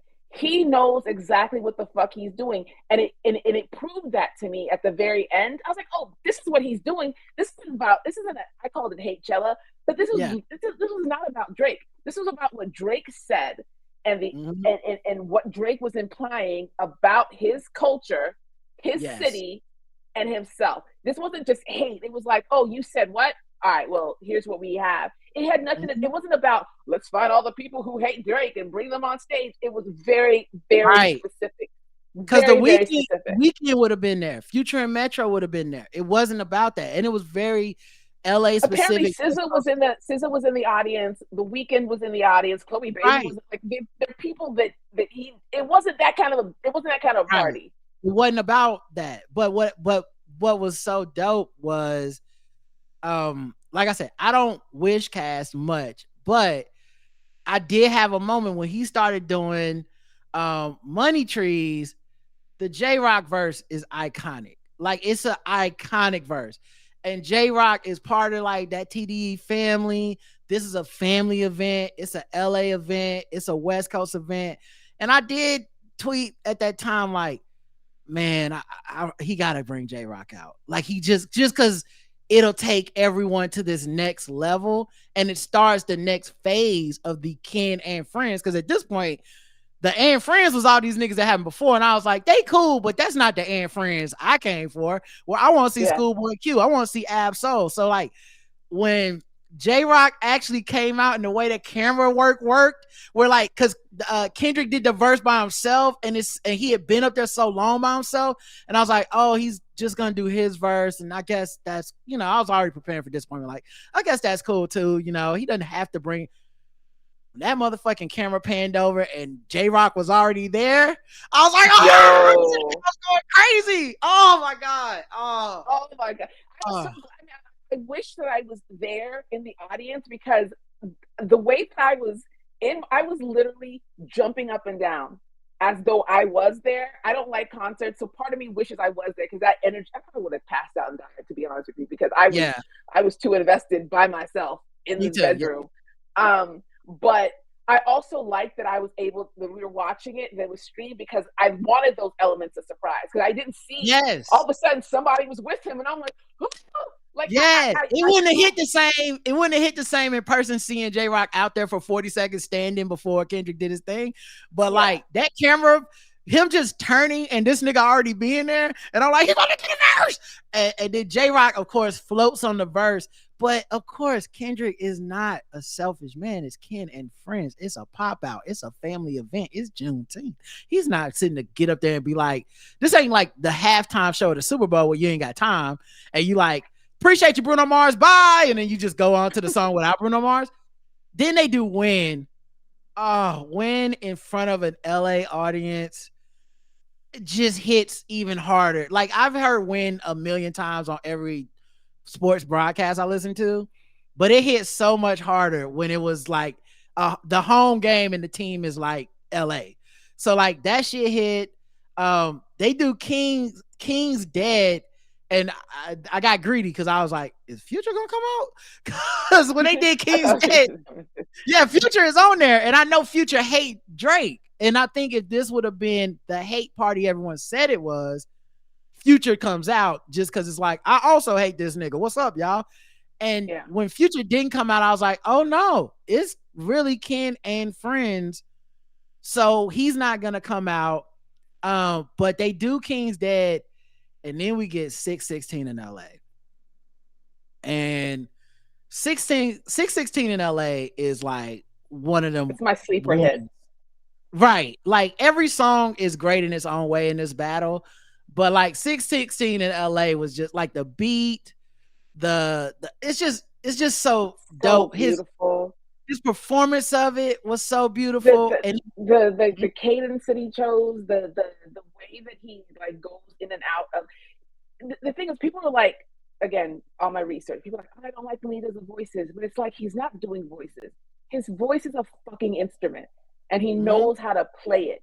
Even on that stage, when he would use he would do like the I don't know what you call it, but like at the end he would have like a voice inflection that he would do at the end of each line, and it just made fucking sense. Of course you did. Of course you did that. Mm-hmm. Sorry, then I mean and then Ab Soul comes out for that. So like, once again, it's and friends, the family's getting out there. So they do the Ab Soul 616 in LA crossover with collard greens. Okay, but can I say when he was on stage and he had his hand on Ab Soul's shoulder and they were just rocking together, I got emotional. I don't even know that nigga. I got emotional. And I don't know if you know this, but like Ab Soul has this disability where he always wears the shades because he's extremely sensitive to light. So when Kendrick has his hand on him, he's gotten him around because he's helping him navigate the stage. Like, that's not like part of just we're close and that's a gimmick. He literally is like helping his wins. Him and Schoolboy are guiding him to the spots on the stage so he can rock out. Yes, man. Like, when I tell you the beauty, and I guys, y'all know I'm not one of these dudes, like black men over everything. I'm not one of these people. But when I tell you, pick me. Okay. I pick you. Okay. But when I tell you, it felt so beautiful to see like black dudes being so gentle and seeing each other and loving each other. And that's why I don't want to, like I'm not saying the jokes aren't funny. Keep making the jokes. No one take offense to that. But that's why I haven't been calling it a hate fest or a hate chella or whatever. I just haven't been doing it because I'm like, honestly, it was so much love that came out of it. It turned into here's the love of our culture for each other. I won't skip to it yet, but there's just moments that happen later where you like, I don't think I've seen black men do this in public, loving each other like this, dancing, holding hands and dancing. Like I kept noticing that they would. It was fucking beautiful. I haven't seen that since beautiful. Like we're all in the same gang or like 1988 before when everybody would actually go to clubs to dance and they be dancing like hip hop. I haven't seen straight dudes do that. Like it felt like if women came on the stage, they would have been like, excuse us, ma'am. We are dancing with each other, and we just because we're at the club doesn't mean you get to walk up on me. Okay? No, I don't want you to buy me a drink. I would like to dance with my friends. Like it felt like that. Like women came on stage a couple times and it was almost like interruptions. Like, oh, I mean, hang out for a second, ladies, but get off the stage if you can. Me and my fellas want to get in a little dance. It's black boy joy. It's black boy joy. Right, we just want to blow off some steam, you know. Like it was so beautiful. But yeah, I also teared up a bit when they were guiding Av around the stage, because I think he even says at one point like, "Hey, y'all know I can't see shit. I need some help." And they were like, "We got you, bro." They bring him to this side to rock out, bring him to that side to rock out. Hand know that it makes it so. I just knew that moment like made me tear up. I got emotional. Yes. I didn't even know the backstory, and I'm so glad I didn't because I would have been crying for like the whole rest of the show. Ab-Soul has an album. He has one album cover where he doesn't wear shades, and that's like the only time he doesn't wear shades. It's just that one picture on that one album cover. Any other time you see Ab, he got them shades on. So that was beautiful. And also it's the boys, you know, and like on the hip hop level, it means a lot too, because like Kendrick just finished his contract with TDE, and I know like a couple people are moving on from TDE right now, including Kendrick. And so, you know, especially in this transactional hip hop where it's not friends and it's just business, Arbery, you wouldn't have them there because it's like, nigga, we're not in the same contract anymore. Him being there, like, it's not about contracts. It's not everything you lied about in them songs about Dave Free and my wife. None of that's real. I'm not addressing it because it's not real. If you want to see the evidence of refutation, look the fuck around. Dave Free's right there. Whitney's right there. Right there. And even there were times that Aubrey would shout out and try to put a negative spin on shit that is only negative if you've had a negative experience yourself in that. Because it was like, why would you can move on from somebody and still be friends with them without animosity. You can be friends with the nigga for your entire life, be comfortable with them hanging out with your wife, and they not be cheating. Like, this is stuff that happens to people who are well-adjusted and normal. You're the only one who thinks that this is all weird. Like, oh, he left TV, must be beef. Oh, it must be like, only you think like that. Only you want to be famous, and only you think that everything is fucking acrimony. Nothing. I always thought that was such a funny line, and when people would try to use it to be like, "Ooh, Drake pointed out something there," and I remember talking to my friend about this, and he was like, "I mean, but you know, Dave did like those pictures or whatever," and I'm like, "Let me ask you something. My wife has her Instagram. Do you think I keep track of who the fuck likes what she's like? I've never been scrolling and been like, what the fuck is my friend doing? Also being nice to you. That seems suspicious. Like, only a person that's so shallow and transactional who thinks like that would see that as a slight, to be like, oh, because that means every single time Drake has liked one of his friends' girls' pics, he's been like, and I would try to fuck her. Like, that's what that means. You're talking about you, not me, nigga. I don't care. Yeah. In the Hard Part 6, where he was like, why is she following Dave Free and not Mr. Morale? I was like, because they're adults and they see each other every fucking day. Like, what is wrong with you? Right, weirdo. What is wrong with you? Are you Why did you look 12? that up? Why did you spend time looking that up? You should have been. Oh man, I still think he'll never get out of this because I just don't think Aubrey's capable of it. But I do think the way out of this was through, and he should have, and he probably still could. He just won't. He should return to the roots and drop his. This is how much I love hip hop. This is the real me. This is what is really going on in my life. He that's his one way out. Now it won't it'll make his fans, like the sycophants, will love it because they have to. You see what I'm saying? Like they don't have a choice, so they'll be like, Yes. "See, you said he couldn't do this," so he'll keep those people. But Can we talk about them afterwards? Like when we're done with this, absolutely. I need to talk about Aubrey's Angels because I'm writing it down right now. But sorry, right. I'm cheesed. Yeah, I'm with you. I'm with you. But yeah, so I just think he should do something like that. But okay, so Collard Greens, that part with Schoolboy Q. Then he does King Kunta, another That's my shit. King Kunta is my shit. I got a bone to pick. But it's so James Brown. It's so I love that song so much. This song, I want to say, is 9 years old. Okay, 2015. As a Kendrick fan, and this is how much the Drake shit was so like ubiquitous. I heard it in 2015. I knew that line was about Drake when it was, but a rapper with a ghostwriter, what the fuck happened?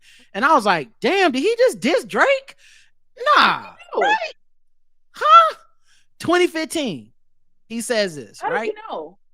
Because Drake got ghostwriters, and there's no other rapper at the top of the rap game that people had rumors of. They don't write their own raps. It was only Drake. So when he goes, I thought that it only came out with Meek. I didn't know it was like a thing that's been known. No, Meek only pointed it out because Meek needed some ammo at the time, but like Meek just stopped being polite. But it had long been rumored. Like every hip hop like discussion I had about Drake, because I didn't understand why everybody was being okay with it, and so I had multiple discussions with people back in the day of like, yeah, but they say he don't write his own raps. That don't bother y'all. Like I'm like, Jay-Z doesn't write raps. That is a skill set because he doesn't need the pen and paper.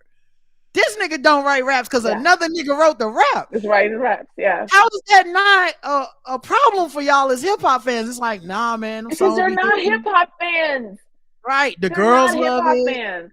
Right. Oh my God. So like Kendrick says that, but the fact that nothing came of it, meaning like people didn't even go back to that bars. Like he clearly doesn't fuck with Drake.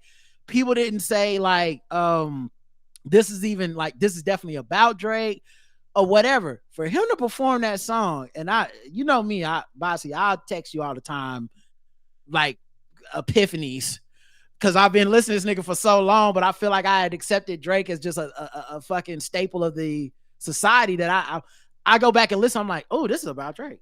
What the fuck? Hey, did you see this song? And I'm texting like, this is from 2012 and whatever. That shit hit different when he did it in front of everybody. A rapper with a ghostwriter. What the fuck happened? I was like, oh, that's right. Oh, you thought I wouldn't tell? like, oh my God. He has always hated this man. And the biggest realization for me when I go back to these lines is not that they're about Drake, because I did pick up on that at the time.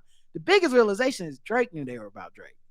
And that is the part that makes me go all the way back to when we started this, which is, what the fuck were you thinking going at this guy? He has not liked you for quite a long time. And then motherfucker, I don't even like you. It was an open secret that he didn't like you, meaning you and him both knew. Why would you bring all of us into it? No, baby. You keep us out of that. You keep that on the low. So yeah, that shit hit differently. Then Mad City, which I love Mad City. It's probably my favorite song on that album. And it's just same thing with the energy that with the star with Pyrus and Crips all got along. Probably gonna be like that same like, and then everybody did that. Oh my God, I'm getting chills. Right, like such a performer. This is back to him not needing backing. No, don't need other people to really do the lyrics. Really, breath control, crazy. Humble, like, and can I say I felt vindicated? Okay, you may have felt vindicated too as a pick me. I don't know, but the way I felt so vindicated when he let the crowd do the lines about how he wanted natural, show me something natural like Afro on Richard Pryor, show me something natural like ass with some stretch marks. Yeah. Because the way they tried to kill my man when he said that, I'm like, well, what's wrong with BBLs? I was like, first of all, fast forward 9 years, y'all will all be laughing about BBLs on Drizzy. So maybe you guys are all faking. A prophet. It's his fault for being ahead of the curve. He didn't say nothing bad about nobody BBL. He said he liked something natural. I don't know why y'all was so mad about that. This man can't say that he liked natural looking women. That's crazy. But yeah, I love that part of Humble. Then like that verse, just his verse.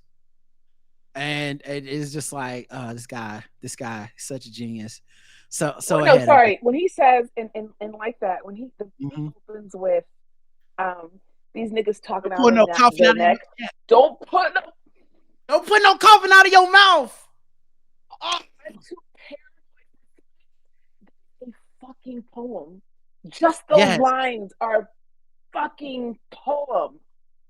Don't put no coughing out of your mouth. I'm way too paranoid for threats. Just, oh my God. And then the fact he, like you said, this is always about Drake, but like there's also these recurring themes that come up that are in like Euphoria, that are in this. When he's like, the money, power, respect, the last one is better. And it makes you go to me. There's a lot of goofies with a check. Yes. And it makes you go to Euphoria for me, where he goes like, oh, you thought the money, the power, the fame will make you go away? You, nigga. It's you. This shit was never about Cole. Cole, you should have just sat home and ate your food.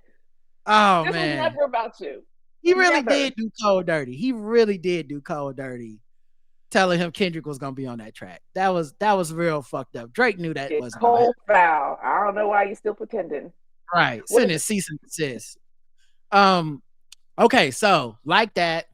Then Still Dre, Dr. Dre comes out, like, which to me is just a West Coast LA like moment for the culture, regardless of how Twitter feels about Dre, and I get it. Yeah, can I be a pick me for a second? You cannot do what he was trying to do as far as like forget. And I'm glad that you pointed out that it was not a Hachella. Good joke. I'm glad I made it, but it was definitely a love fest for his people, for his culture, for his city. He was putting on for his city.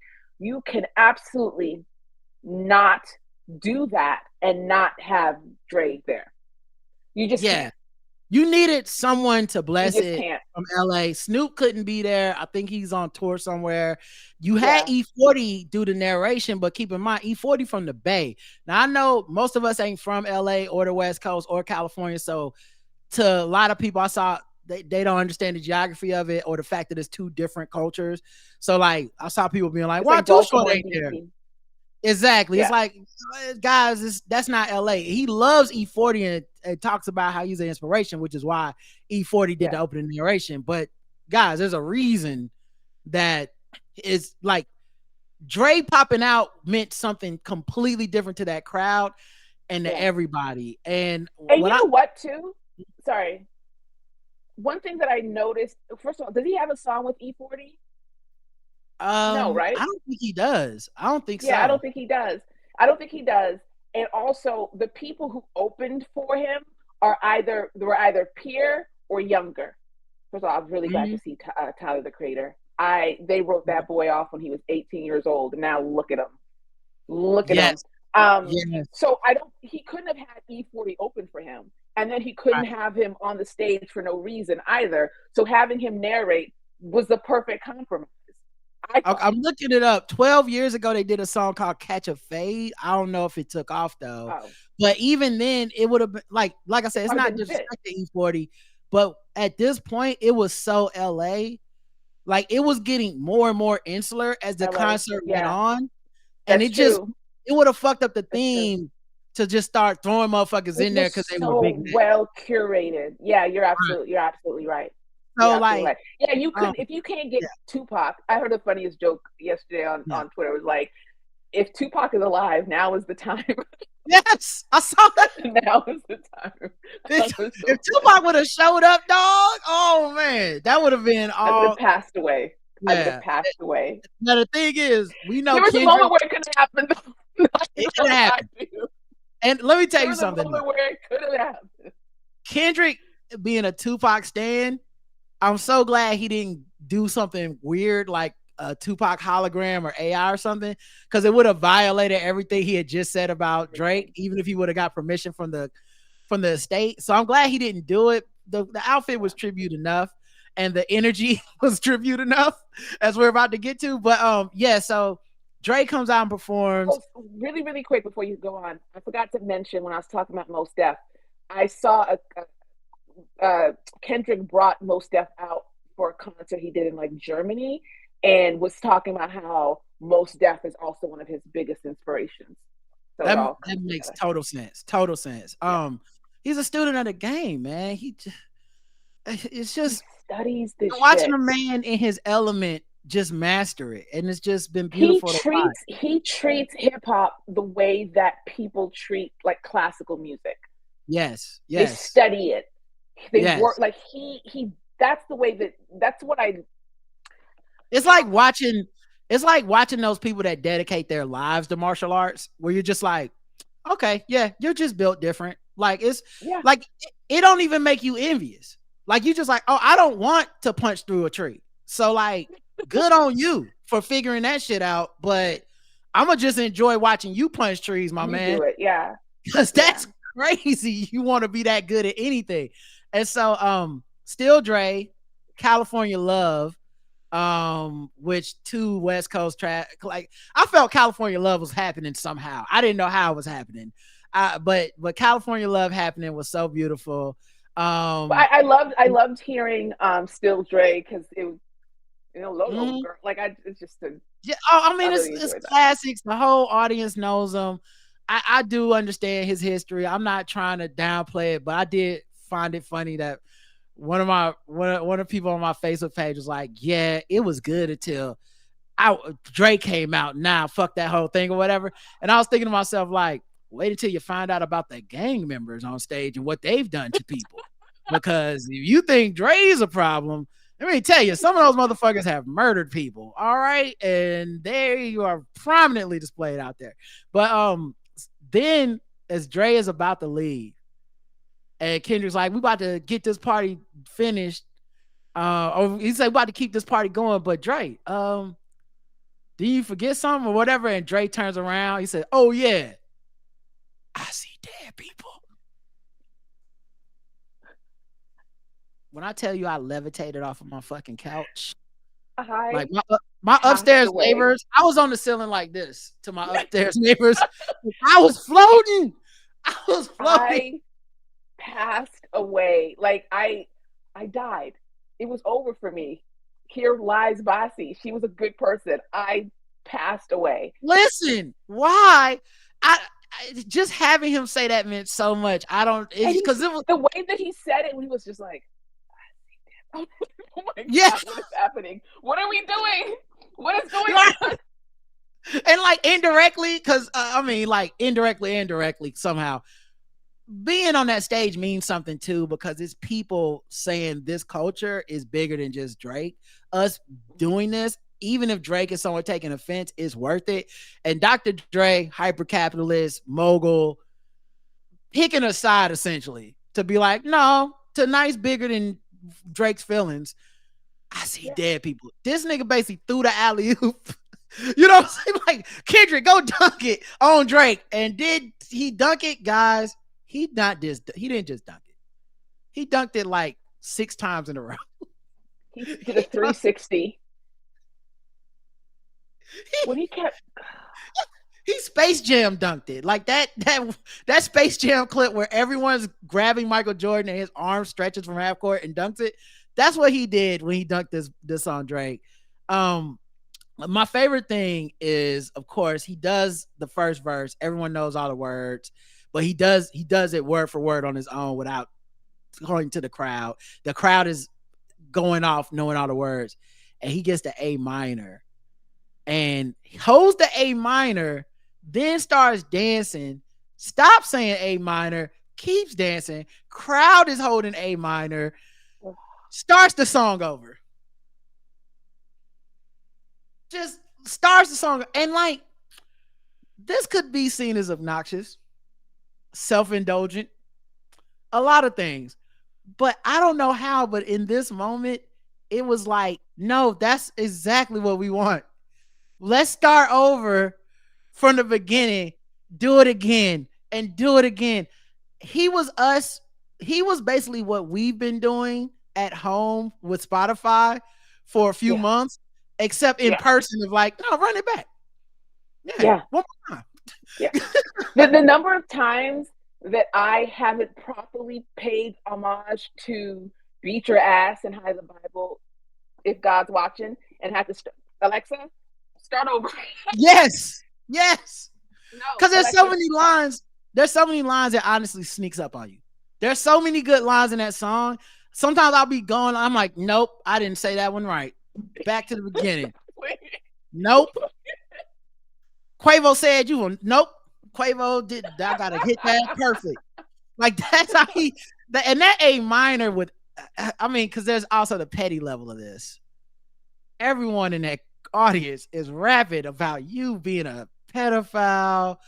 When he does the choreography of "I hear you like him young," and he puts his hand below his waist, like they're fucking toddlers, nigga. I remember me and you when that shit dropped. I remember you text. We were, because we were studying it. We were studying it like we had a test on it. And I remember you being like, and it was, I don't know, this is 90 million listens later. You're like, I don't think he ever really calls him like, I don't think he calls Drake a pedophile directly at any point. I'm like, damn, he don't, but he did. Like it's nothing legally actionable, but my man. Poem. He knew exactly the way. Like the only time he said anything, it was completely factual. Bassey has a weird case. Why is he around? Why is he a pedophile? Right. Certified lover boy. That is what we call you. Certified pedophile. Now, am I calling you a pedophile? That's what we call the rest of y'all. Maybe I'm just talking about all these dots on your house. I don't know. When people were like, "Oh, why would he use it for a diss? Why wouldn't he go to the police? Go to the police with what? Right. What is he going to do with what? What evidence? With the same TikToks y'all got? Y'all act like he. Why don't you go to the police? Like it's not. Bassey, do you know how offended I was when I heard that? Y'all act like he hang with him. He don't like or know this nigga. He know what y'all know about him. For 10 years, they did like 2 songs together, and he was like, I don't like this guy. Never saw or heard the two of them together again. He hasn't liked this guy. Happened last week. He hasn't liked this guy for way longer than y'all haven't liked this guy. What reason? Same reasons y'all got. Why y'all ain't go to the police? Because y'all got the same evidence he got, which is a bunch of hearsay that's probably not actionable, but it's actionable enough for you to not fuck with him. So yeah, there's enough evidence for it to look like it might be true. Nobody would be shocked if the embassy got raided in 2 months. Nobody would be shocked. The same way, like you were saying to your point, which is nobody believes a lie about you if you've established your character previously. Right. That's just the way it is. It's not equal. People are like, oh, well, you've got to hold Kendrick accountable for whatever. There is absolutely zero evidence except for the fact that Drake said it. Right. You can't pull up, and you can't even pull up a video of him yelling at anybody. Right. Yeah, that's a great point. And like, I remember there was a clip going viral of like when the Breakfast Club asked him about the like, oh, they saying that you hit your wife and it was covered up in a Las Vegas hotel, and he's like, First of all, that is very disrespectful to victims of domestic violence. Why would anyone make something like that? Like, it was such a serious, like, not just a refutation, but like a underlying understanding of like the person that would make that up is sick. That's very fucked up. And which of course the Breakfast Club is not used to and did not know how to handle. They were just like, oh damn, that's an answer we wanted him to be like, I don't beat my wife, you know, but he was just like, that's why are y'all even saying this? This is very fucked up. I'm sorry to the victims listening to this, you know. Segue to the Breakfast Club really quickly. So I was on TikTok today because I just love watching people's reactions to stuff. And the Breakfast Club TikTok came on my For You page, and they were talking about it. What? Just Hilarious didn't even watch it. You're on a fucking pop culture show. You didn't watch it? Like, what you have nothing else to do. Right. You didn't watch any clips. You didn't watch anything. That shit pissed me off. That really made me mad. No, it makes me wonder though, Bassey, because I've noticed this for a minute throughout the industry. I think there's a lot of people who are like trying to maintain a level of access to Drake because they know he's institutional. This will not get rid of him. He'll be around forever. And I think a lot of people are playing the long game. And that's why you see people making fools of themselves. You know, you see like an Academics or Mal or like where it's just like these arguments don't even make sense. Like the shit you're saying. But we've seen how Drake has reacted to even the most tepid, like Elliot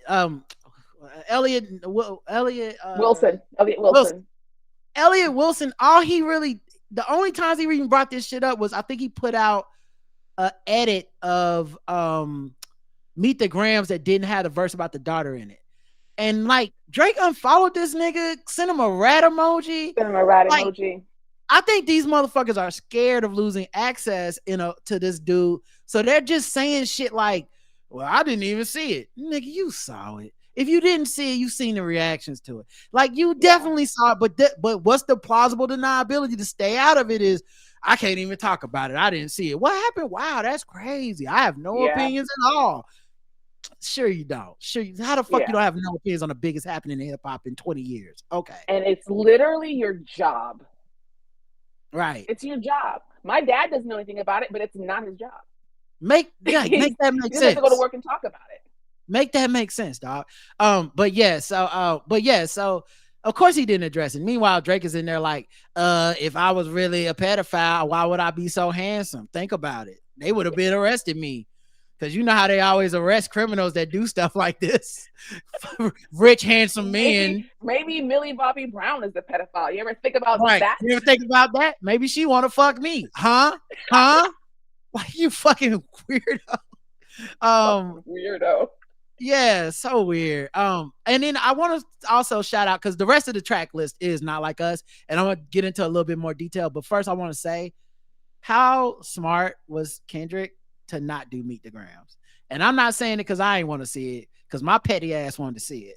Okay, I would have made the mistake. I wanted the first line. I wanted, "Dear Adonis, yeah, sorry that man is your father," and then cut it and go do something else. But I honestly would have ruined the party. I would have ruined my own party with my own pettiness by performing this shit 7 times in a row and have everybody be like, damn, this is actually kind of a downer and kind of mean. I actually don't feel good about this anymore.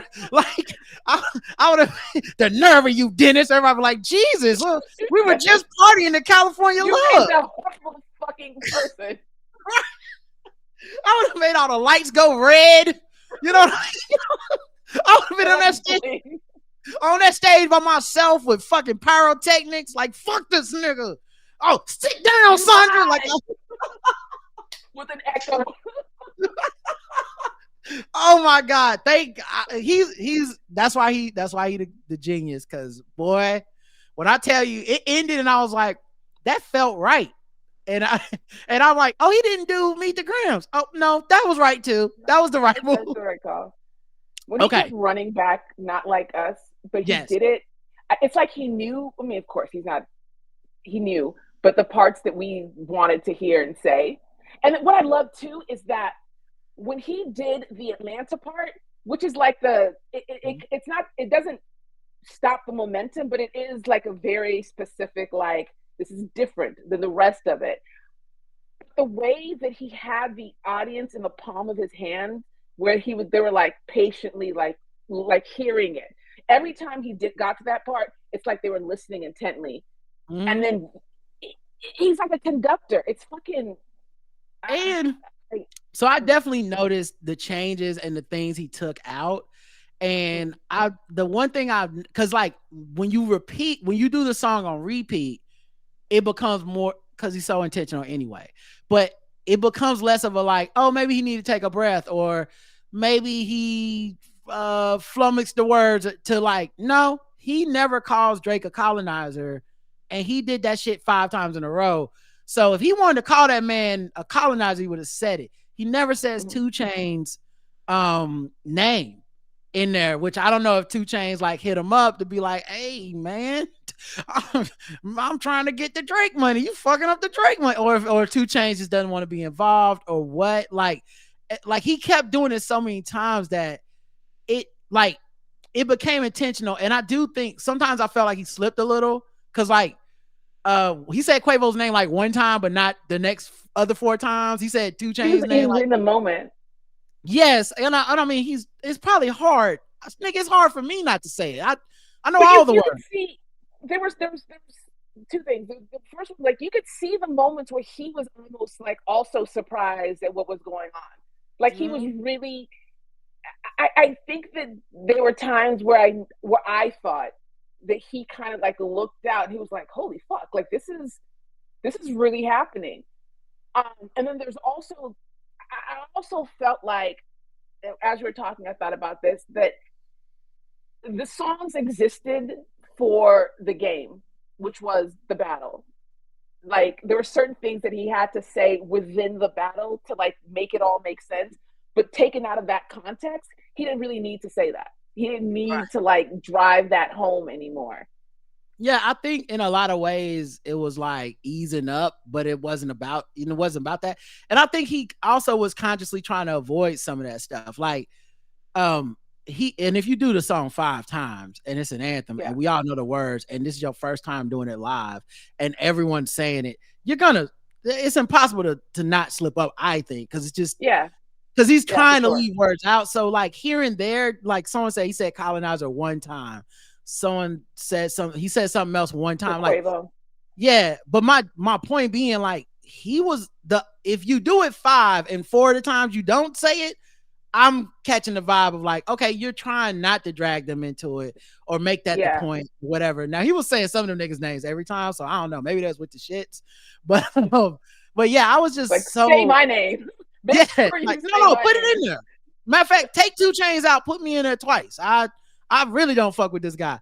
And then also I wonder if like some of the niggas is in there because like 21 been trying to play the fence.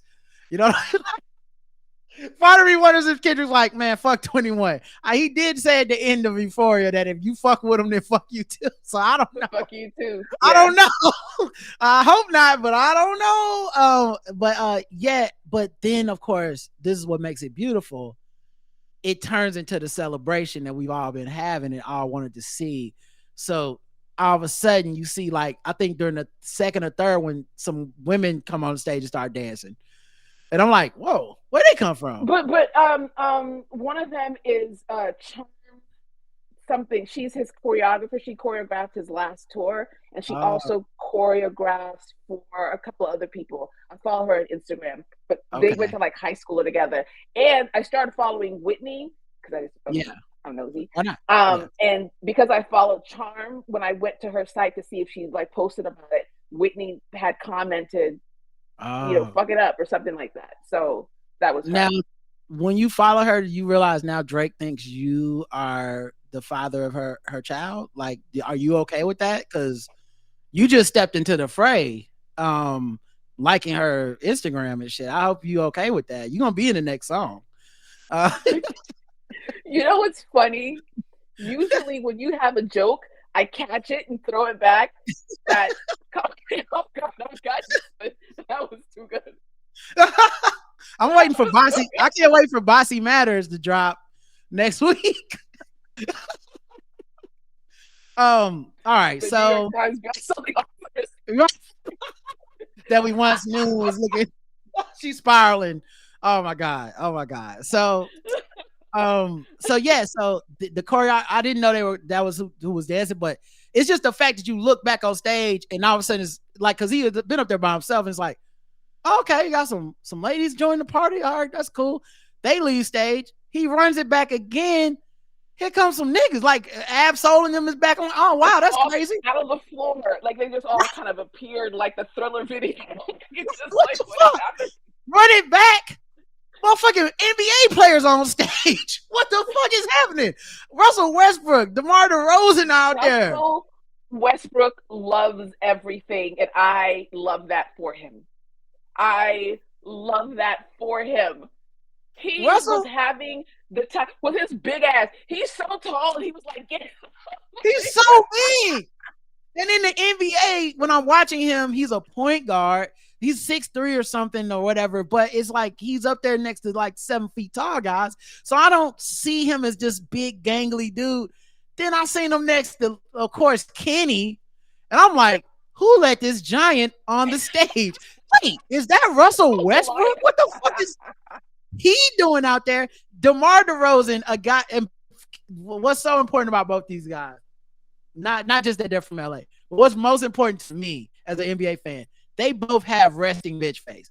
Both of these dudes, DeMar DeRozan, one of the most outspoken mental health advocate athletes we've ever had, talks openly about his depression and everything, but which makes him a guy that you almost never see having fun. He's just so like tuned in to being like, listen, man, like it's a grind in the NBA. It's not what y'all think.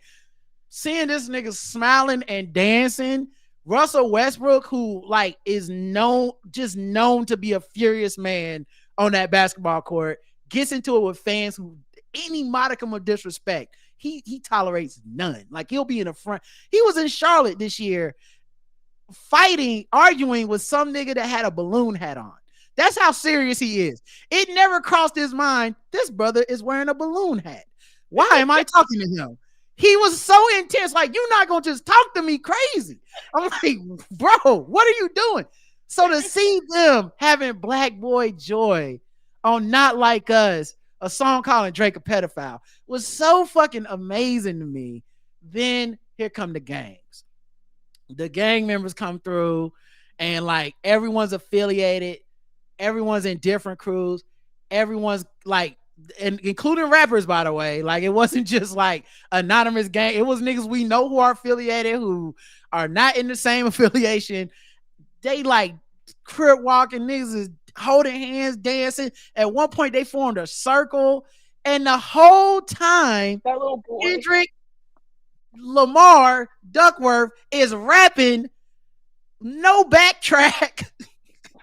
And he's just going in and out of like the stopping every once in a while, shaking hands, going in, hugging people, finding the camera, like just because like there's so much chaos happening that I mean you wouldn't be able to blame him if he lost track. But this nigga was like dapping niggas up, like, hey man, thanks for coming out, man. Once upon a time, all of us was enslaved. We still. I'm like, how is he doing this magic? This is magic, man. Oh, it was so beautiful. And the thing is, he's so small and amongst like all these big people, and he was just like navigating, and he's not a real person. Yes, there's just no way. Yes. There's just no way that he's a real person. We've never seen, and I'm just gonna hyperbole. We have never seen anything like this in a rapper. The closest, Kanye. But this is like a different level of, because I don't think that Kanye really has the lyrics. Right. So Kendrick tops him on that. And then on top of that, he has the showmanship. He has the presence. He has all the he's got the charisma. Mm-hmm. Oh my God, the charisma. Like he's not real. He's not a real person. And like he could have at any point, like, he could have tapped out at any point, okay? Because he's running this shit back 5 times, 6 times, 7, like it. But every time felt right. I don't like every time he's like, yeah, play it again, right? And everybody's like, yeah, play it again. What the fuck? Boom, everyone back on stage, everyone partying in the crowd, everyone doing the lyrics Yeah. over. And then, of course, in true Kendrick Lamar fashion, because as much as I love Kendrick Lamar is also like a religious zealot, half a hotel, maybe 75% hotel. So you know a hotel nigga ain't never gonna take a chance to not teach a lesson if they could teach a lesson. Period. And that was the only thing that hadn't happened so far in this whole like thing he had done was like he ain't gave us like that message moment. Cause like that first thing was petty about Drake and gambling. I was like, yeah, that's just more petty. This thing where he's like, all right, look what we did with this moment. We brought the culture together. We brought LA together. They said this couldn't happen. All these sets bang on each other. Like it's motherfuckers that guarantee like and Kendrick's, I mean, albums are a testament to this. Literally, he's like, if Top would have shot my daddy, Kendrick doesn't fucking make these albums. Y'all don't even know who the fuck I am. So like his whole holistic attitude about like blackness, violence, society is why I always defended his version of the What About Black on Black crime, because I said, but if he's right, then and it's coming from within the community, we can't ignore a guy who's like everyone got so mad. It was like, what does he mean when he was like, I would have killed somebody, and if there was a black person, no one would have cared. Well, it's true. So like, why are we mad at him for saying something very true that we also care about? You know, it's not like we're letting white people off the hook when we're like, if the Klan kills somebody, we don't care. No, we definitely care. Well, it's one of those things too where, and we talk about this all the time, where people on Twitter live in theory. Yes. So when there's somebody who has a lived experience, like this is on top of the way that they shut down like sex workers who are like on the street and say, I don't want to be on the street. This is not fun. I'm doing this for this reason. And they're like, no, it's empowering. You'll love it. But it's like that's a lived experience that we will never understand. I will never understand it. I don't understand half of the shit that I saw towards the end. I was just like, all right, take your word for it. Right. But like, you can't tell people who live in that place how to feel about where they are.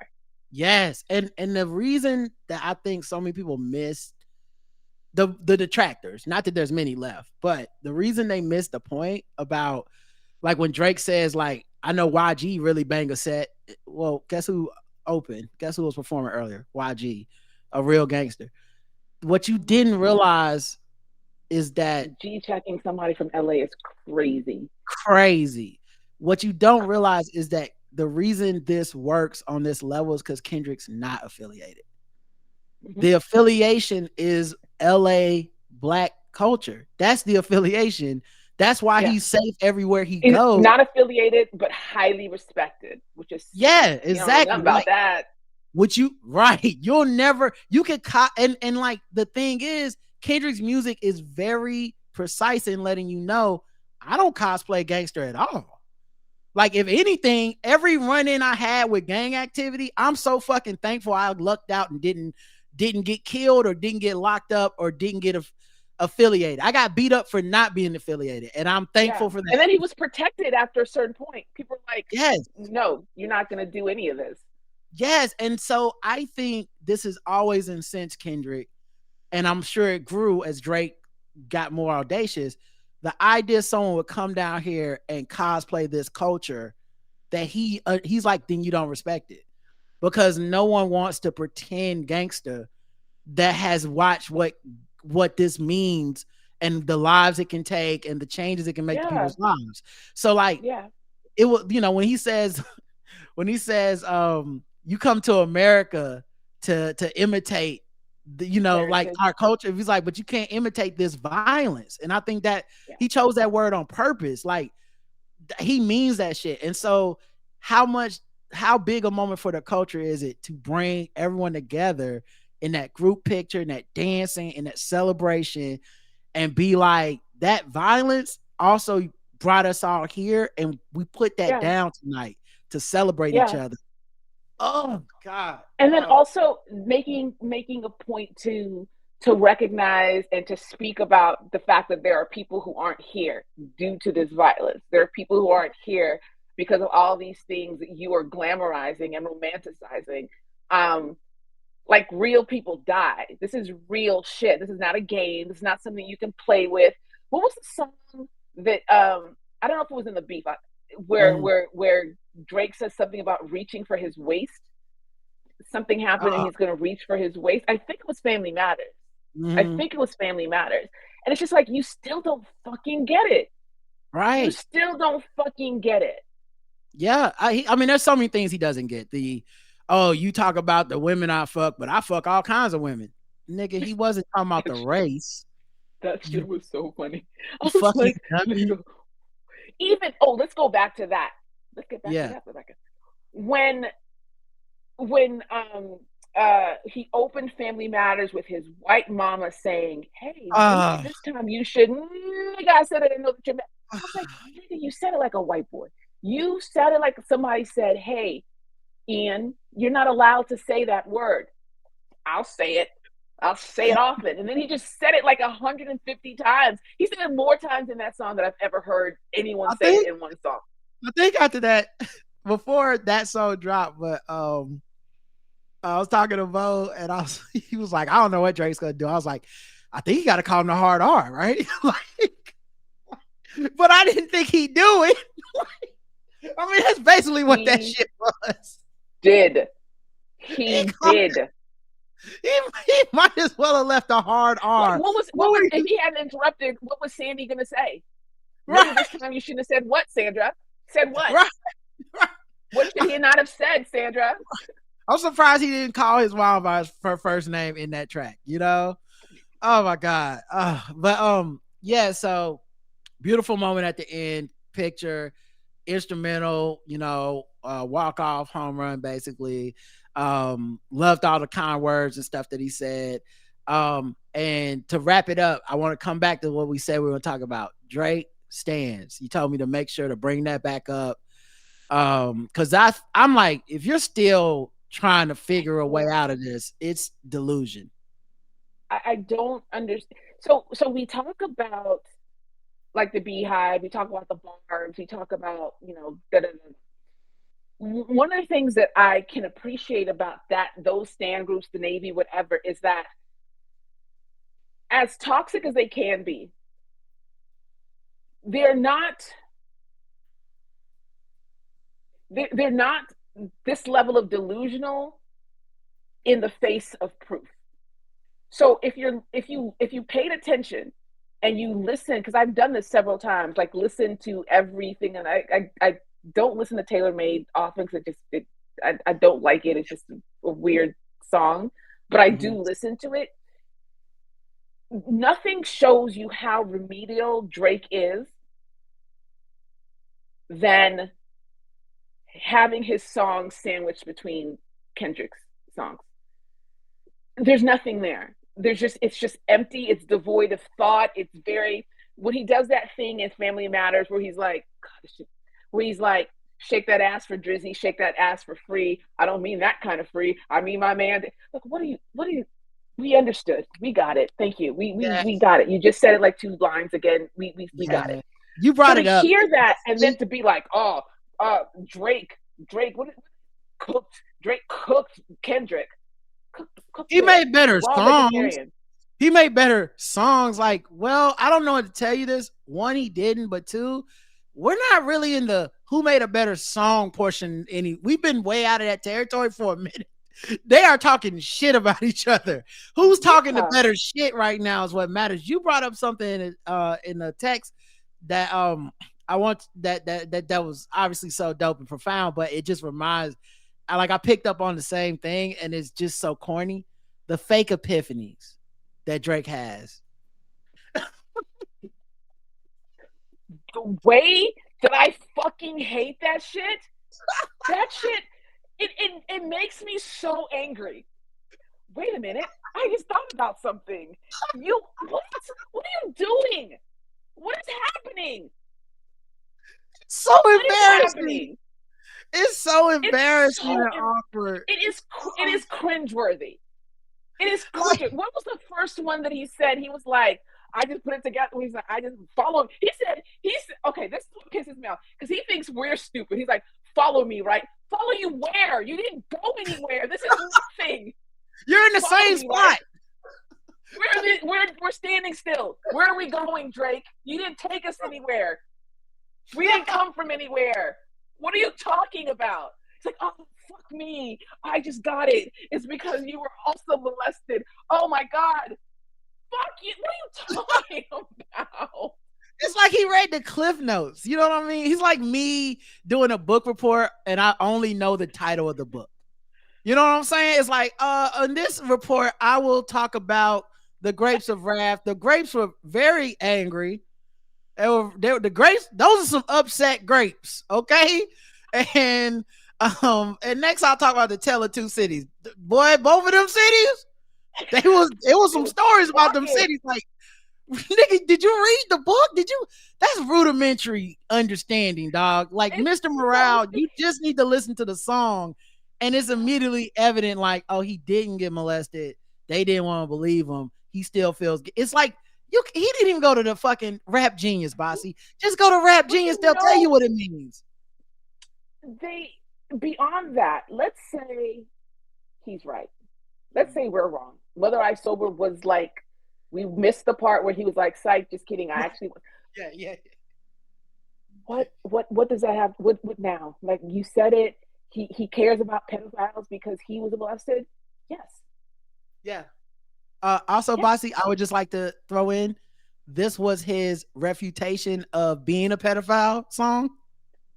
So this is him trying to beat the pedophile charges by being like, oh yeah, well, I bet you was getting molested and her hands was all over your body and you can't even listen to that song, you motherfucking victim.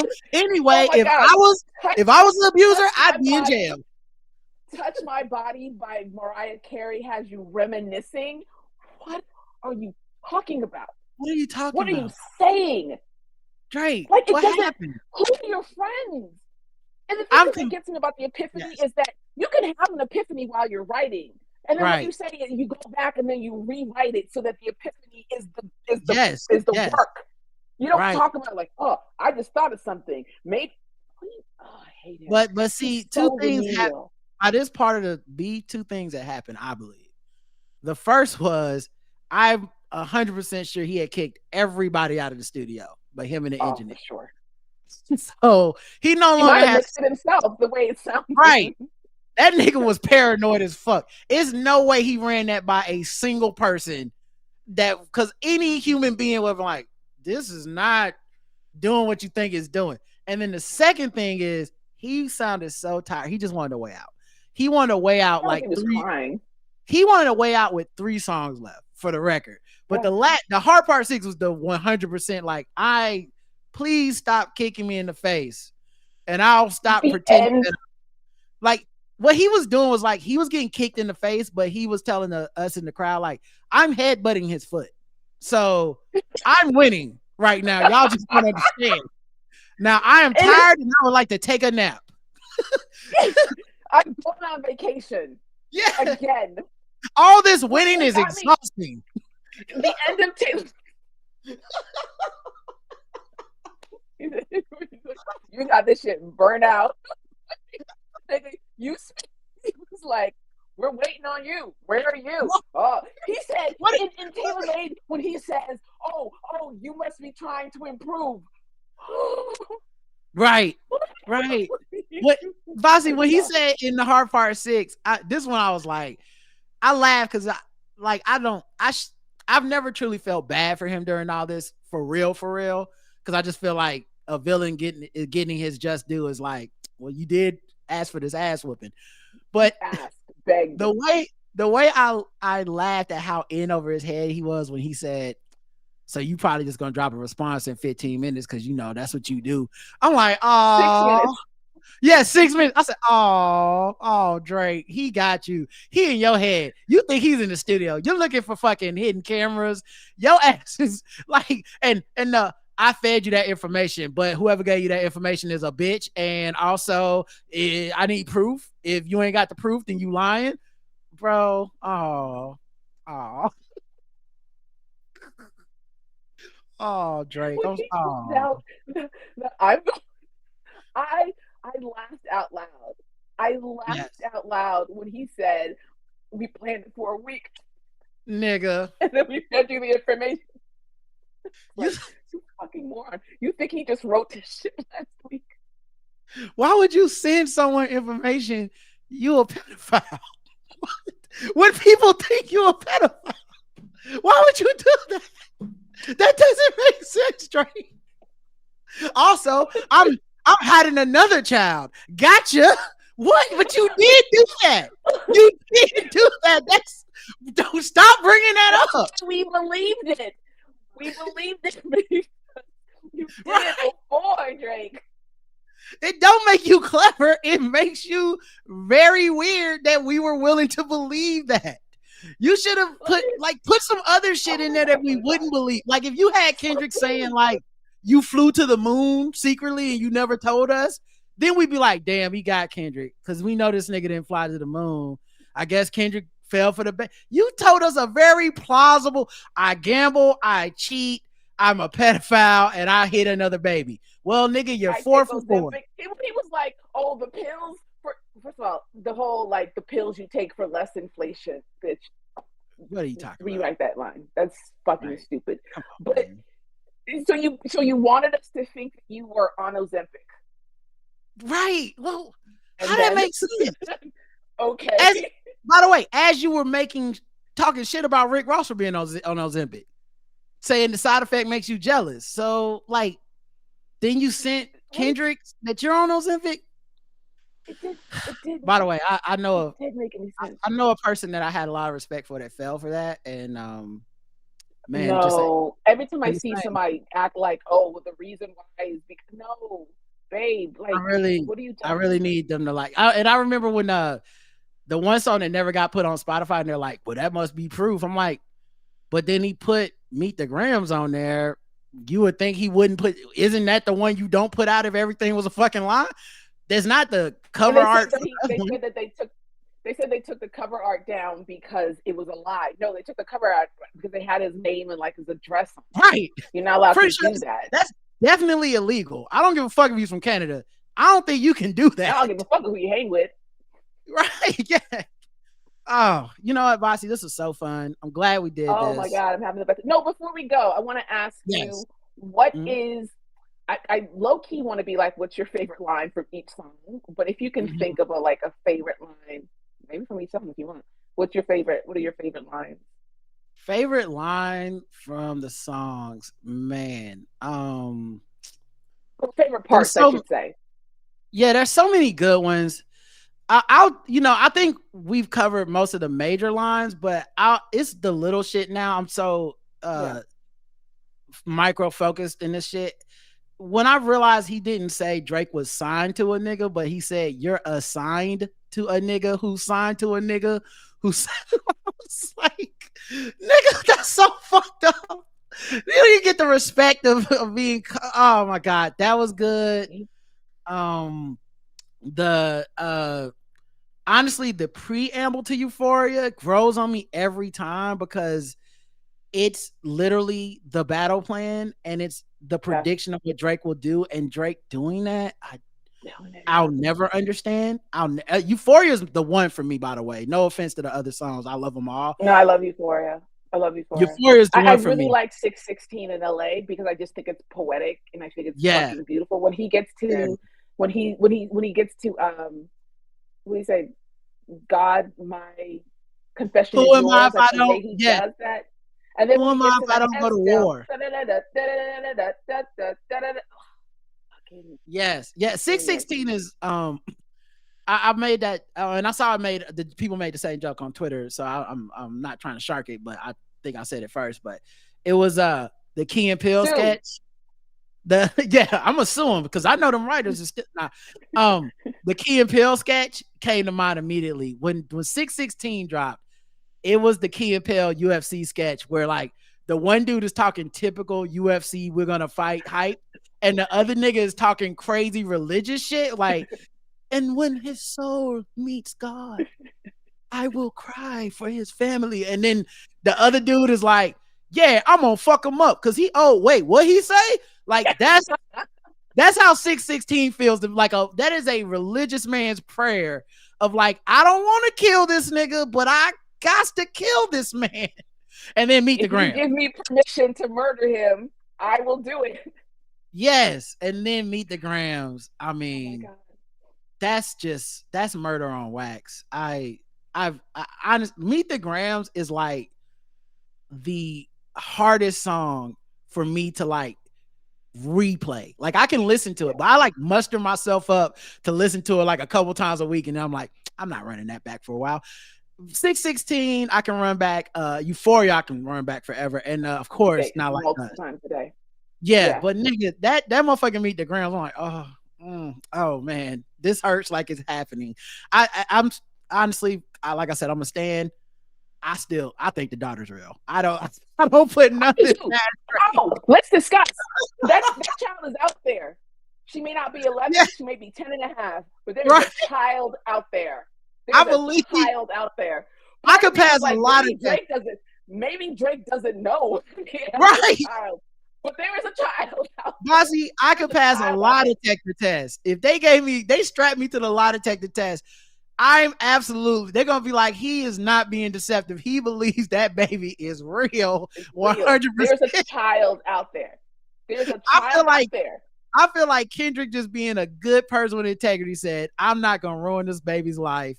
Let me go ahead and pull back. Because the way they went and found like some other girl that it wasn't, and was like immediately putting out the fucking child's business on the internet, I could see him being like, okay, we don't need to do that. But God, I believe it. Yeah, I there's a child. I think in one of my like deep dives, I think I read that Pusha T was like, it's too much to like 2 children, because he knew that there was. I think I read that Pusha T knew that there were 2, and if the thing would have gone on, he would have mentioned that. And I think also he said that the daughter is in America, whereas Adonis was in France. So he felt like it wasn't, you're not going to go to France and find this child. So I think there's a daughter. What about you? Give me some of your favorite lines. Everything, but like there's certain parts that I really liked. I liked in Euphoria, where he's like, when something discipline, listen, man, you don't know, like that whole like rhyme, when he does internal rhymes, I fucking love that. But there's a part first of all, what is it, you don't work with me no more. Okay. Honestly, Bassey, that's how deep I'm in now. It's the little things. When I hope those sentiments invalid. Just I hope that you don't mean what you just said. I hope you're just like, we're just. My temperament bipolar. I choose violence. I choose violence. I liked Ain't No Law Boy, you ball boy, fetch Gatorade or something. Yes. By the way, like you, Dennis. I love that. Right. And the thing is with Kendrick, because he can be so serious in his art, I forget he actually is really funny. And he does like skits sometimes. He has like even like This Dick Ain't Free, the spoken poetry song he has. Like, he's a very funny dude, but I've never seen him use it this way before, to pick on a person.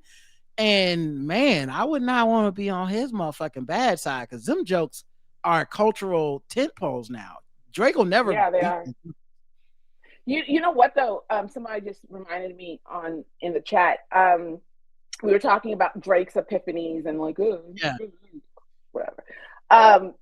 The way that Kendrick does something similar was in Euphoria, where he was like, the Drake and Aubrey know I'm a selfish nigga, the crown is heavy, and he's like, whatever, in 8 bars, whatever. So that project, he's like, in 8 bars, I'll tell you what I meant. Like, that to me is like the same kind of like thing, except done really well. Also, like, done really, really well.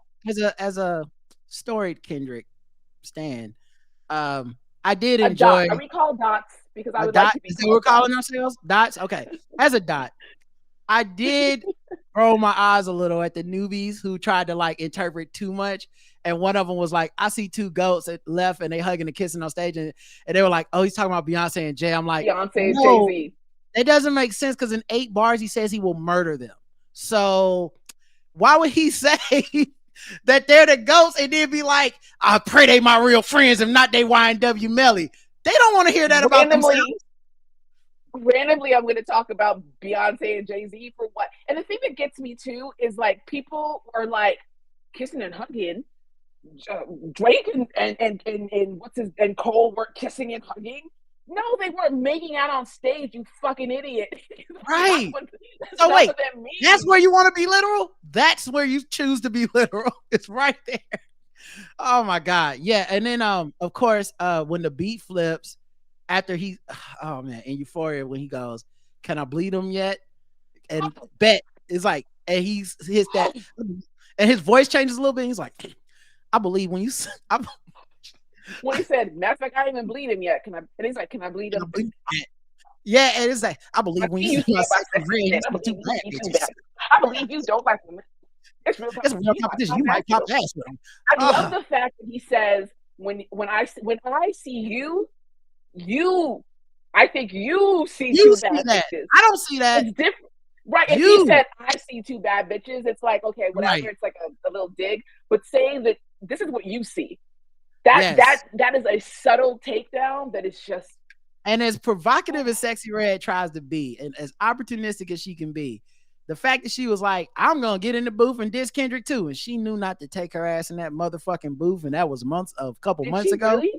Yeah, because, you know, her name came up. She's an opportunistic. Like, she will do anything for attention. Even she didn't want this attention. You know what I'm saying? Like, she will rather be affiliated with supporting Trump than affiliated with supporting Drake in this beef. She did not hop her ass nowhere in nobody's booth. She was like, nope. Let me go back to hands on my knees.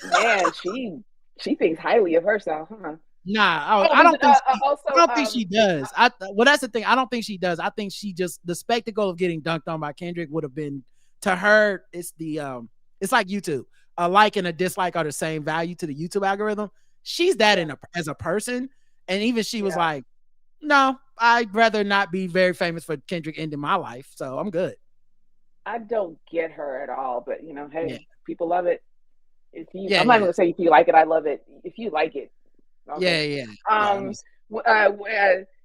It ain't 20v1, it's 1v20. If I got smack niggas that right, yeah, bring them out too. I'll clear them out too. There's certain parts where I'm just like, And two little things that aren't even lyrics. One of them is, ooh.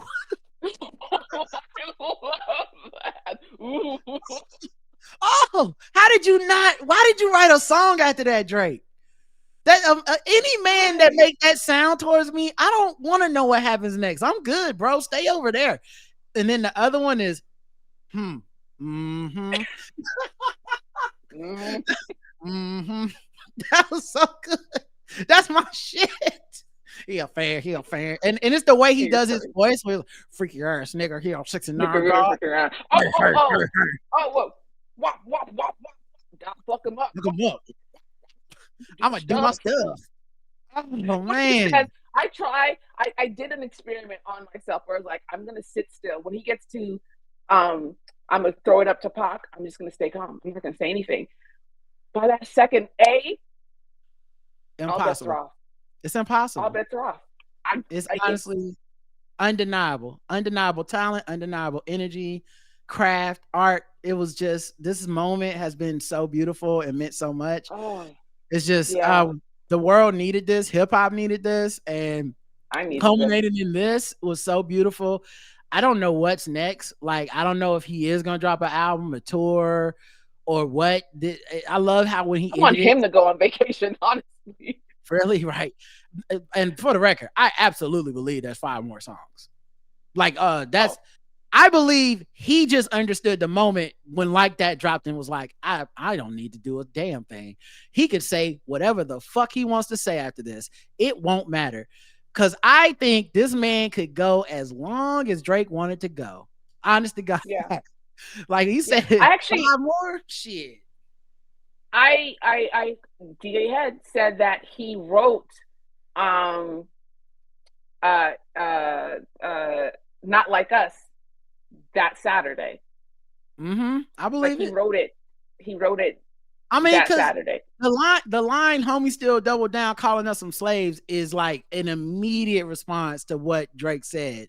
And I mean, yeah, man, it's The family matter, but the truth of the matter, it was God's plan to show y'all the liar. Let me mm-hmm, see. Let mm-hmm, me see.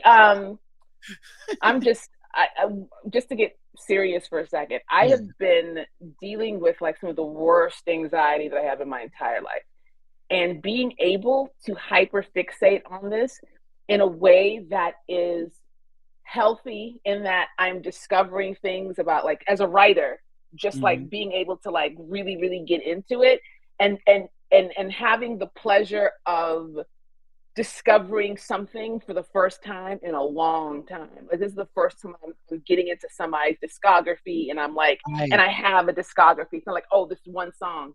Um, so first of all, I just want to thank you for that, because like I've Oh, said in the God. chats or whatever, like you had me listening to Mr. Morale 2 years ago, and Mm-hmm. I liked it, but it never crossed my mind to go back. But again, just like Bolani said, because I have so much respect for you and so much respect for like what you like, um, it was nothing for me to go back and do that. But I don't think I would have done that in the first Oh. place had you not brought it up. Yeah, And and it's also honestly, been like really, the really other fun to have this conversation with you, to talk to you about it via group text, and you and Ray.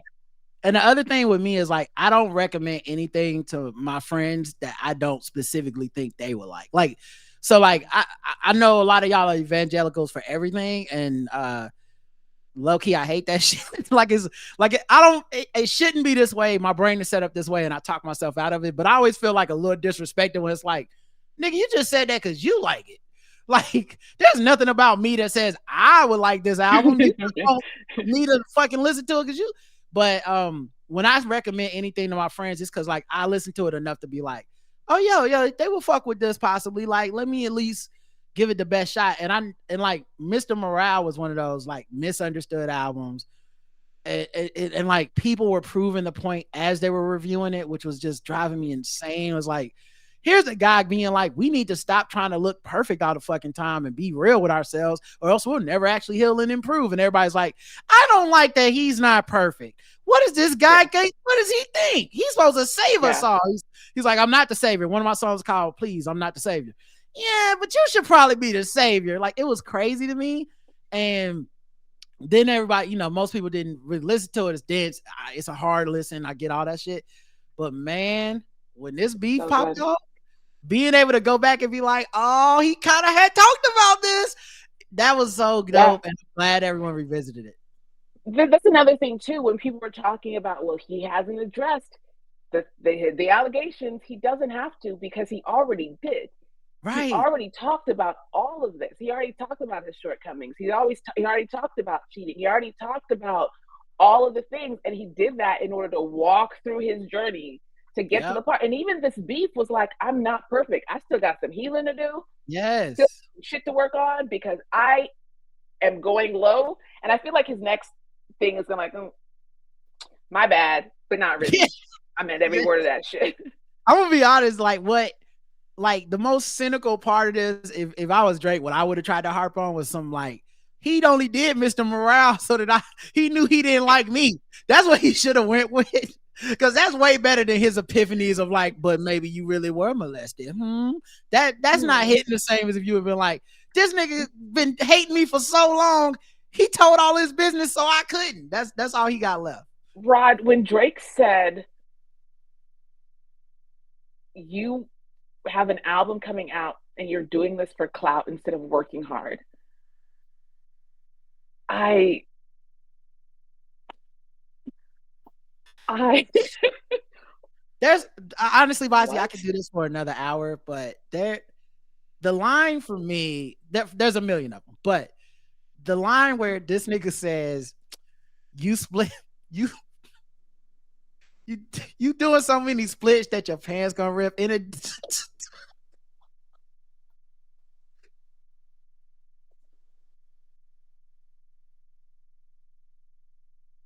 Shouldn't have sounded like something I would write in fourth grade.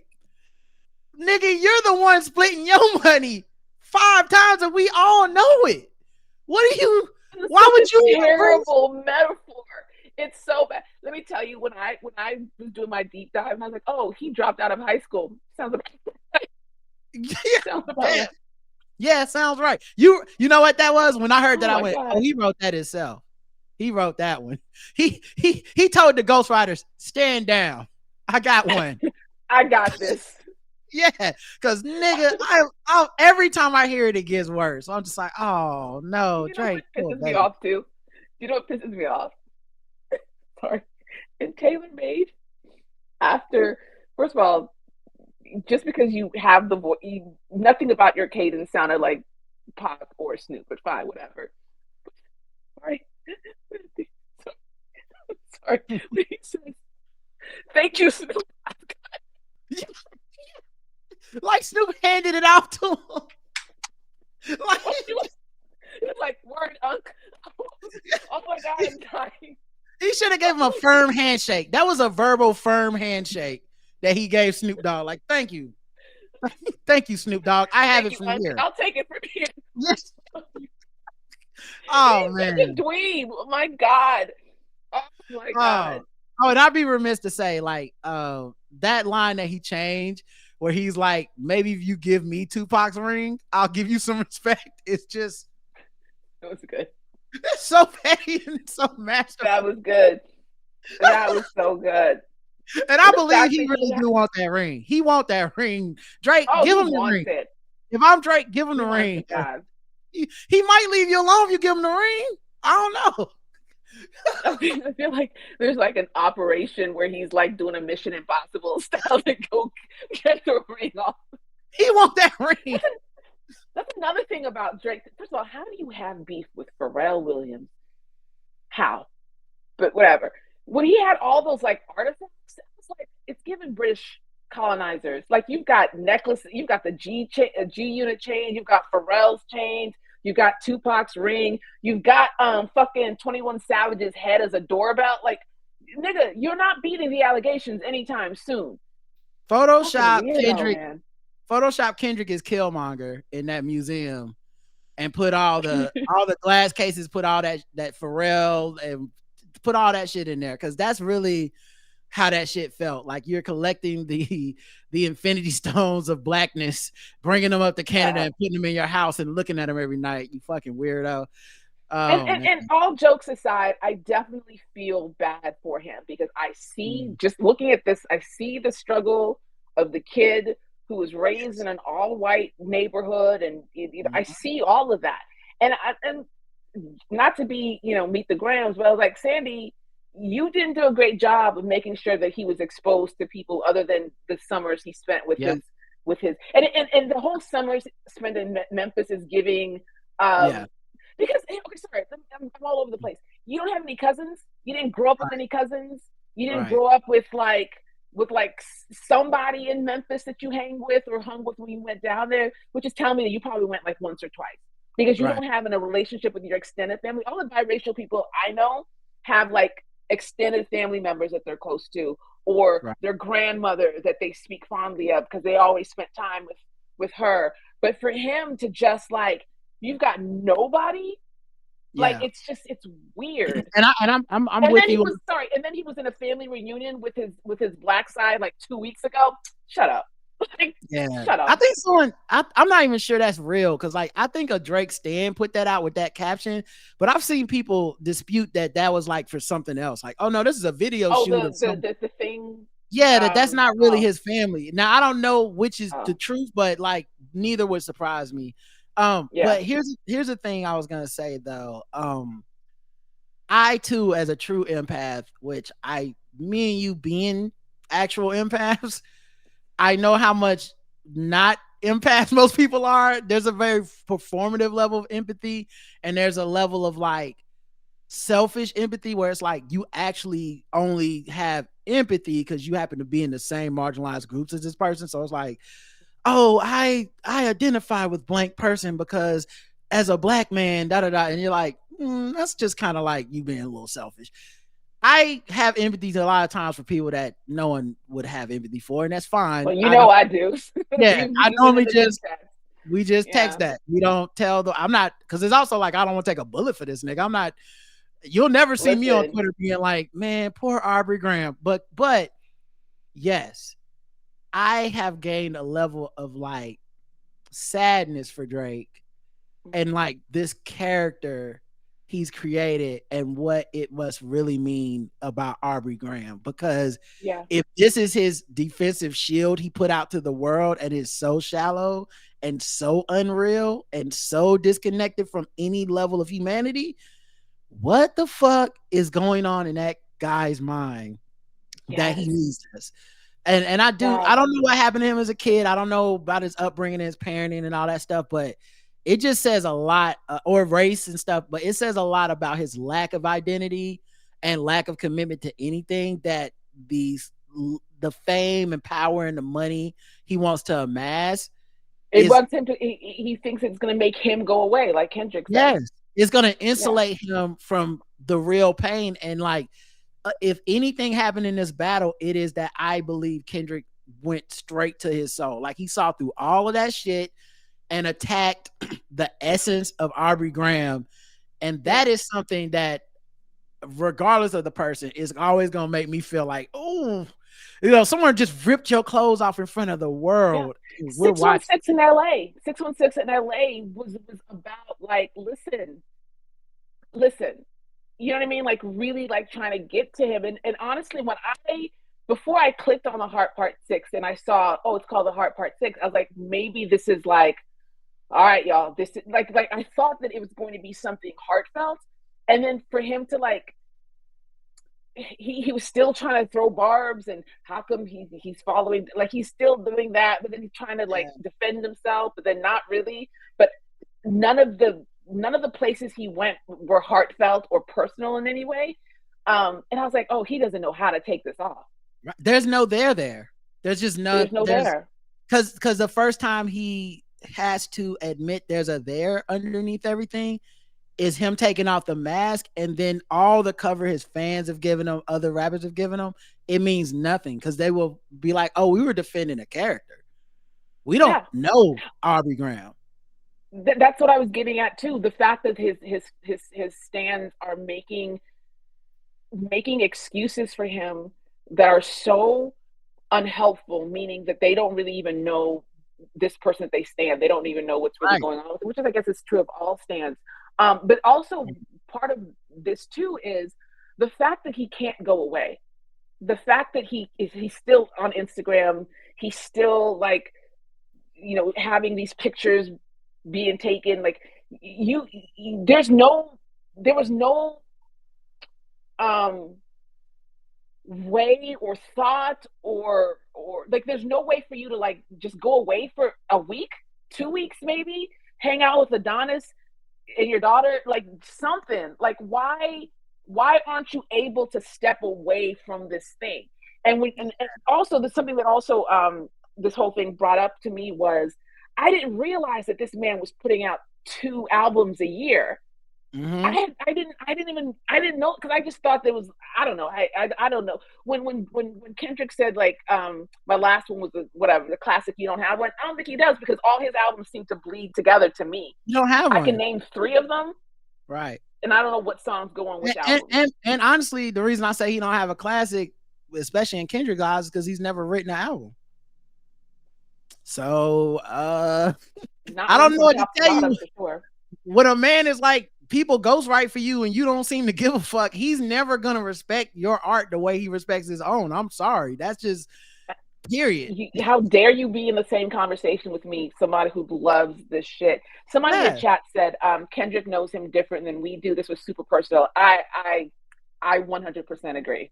Yeah. I Yeah. 100% And, agree. and I will say even further, I don't even think it's that Kendrick knows him. I think Kendrick highlighted how much we don't know him. Like, I think it was a highlight of, because everything Kendrick said is stuff that I think you can kind of guess.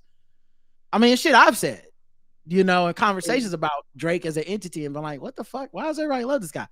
He just put it together in a thesis and was like, Drake TM is some bullshit. Who the fuck are you? Yeah. And like, that who the fuck are you stings when you don't have an answer. And Drake has no answer. That was the one He has question. no answer. He could have, honestly, this sounds weird. I'm sorry it's going to sound weird to everybody, especially me and the Kendrick stand. Drake could have won if he just came back with, this is who I am. That, yeah, no one can beat that. I if agree. you just come back and be like, nah, this is me. I'm the kid that loved hip hop. I grew up in Canada. I was an actor. This, like, this Drake is just me showing the ways I love this culture. I wouldn't be anybody if it wasn't for Black American hip hop culture. And I'm so thankful. And he could have won, and he couldn't do it. He couldn't see it. If the Heart Part 6 was free, yeah, and he came out with something like that, he would have got. I think he would have gotten some respect from Kendrick too. I think that he would have gotten some respect, but he just doesn't know how to not be this person because he's been awarded. I think that I mean, we're just getting into psychoanalysis here, but I think that whenever he mentions being Black, it's either some like, I'm Black, therefore I can whatever, I can say the N-word. Nigga.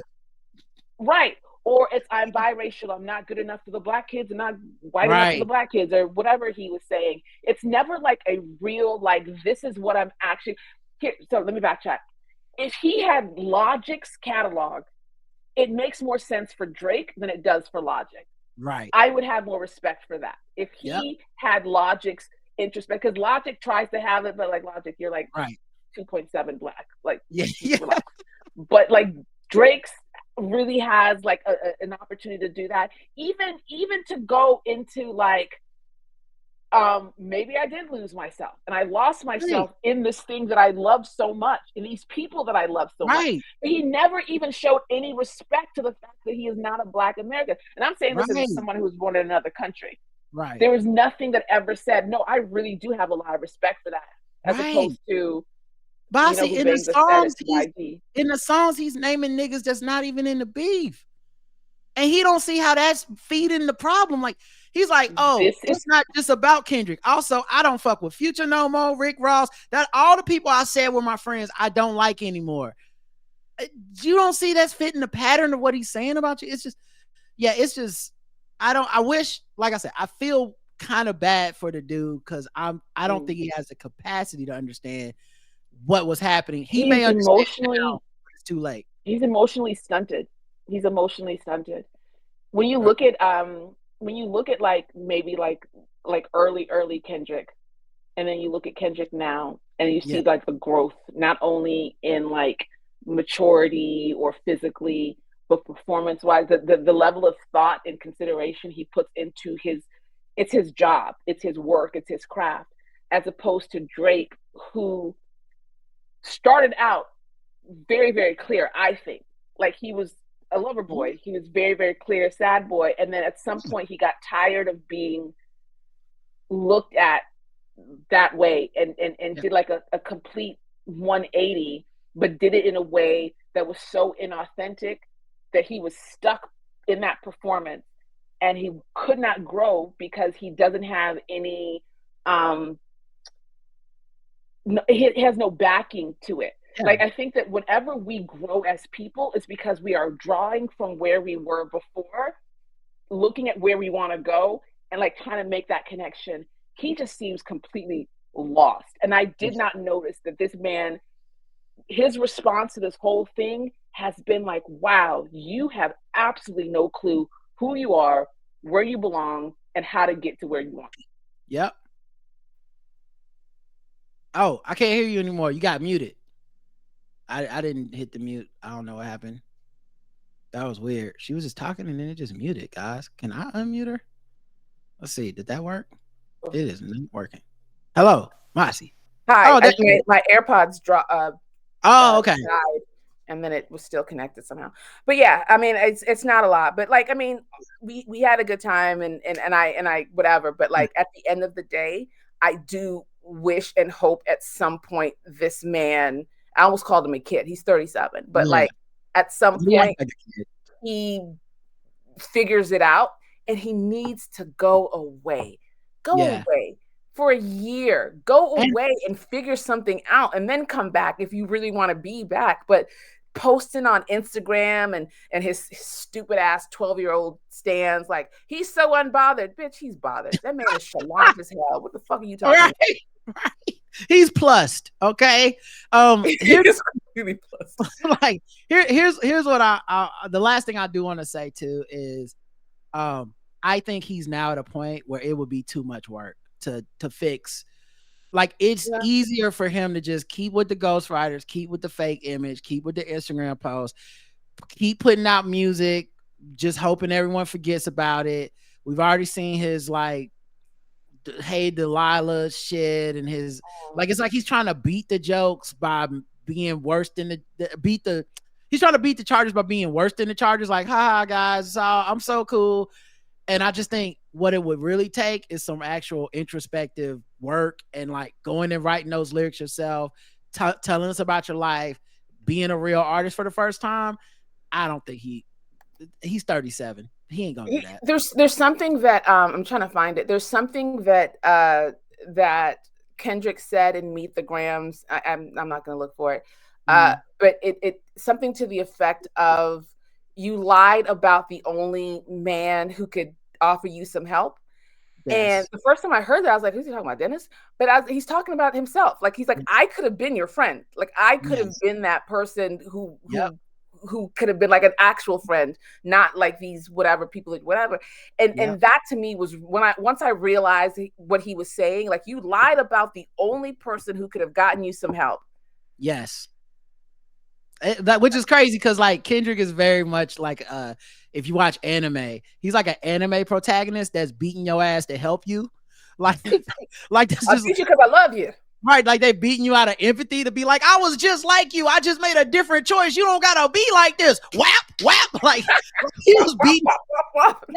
Like he's really like, I feel like at least until Not Like Us, I feel like at any point Aubrey could have been like, actually, Kendrick, I've been thinking it, you're right. And Kendrick would have been like, all right, I really feel that way. And then like after Not Like That, like Us, I think he actually, after the Hard Part 6, I think Kendrick went, he'll never forget it. I mean, even when he kept like, people, I remember because I watched all the reactions, people were like, oh, he's still warning him on Euphoria. Oh, he's still warning him on 616. Yes, he is, because at some point he was like, this dude, I'm telling you, don't do it. Don't do it. I said it. I know. Okay, you said it. Right. This is the fourth time you mentioned my fiance. This is a friendly fade. You should keep it that way.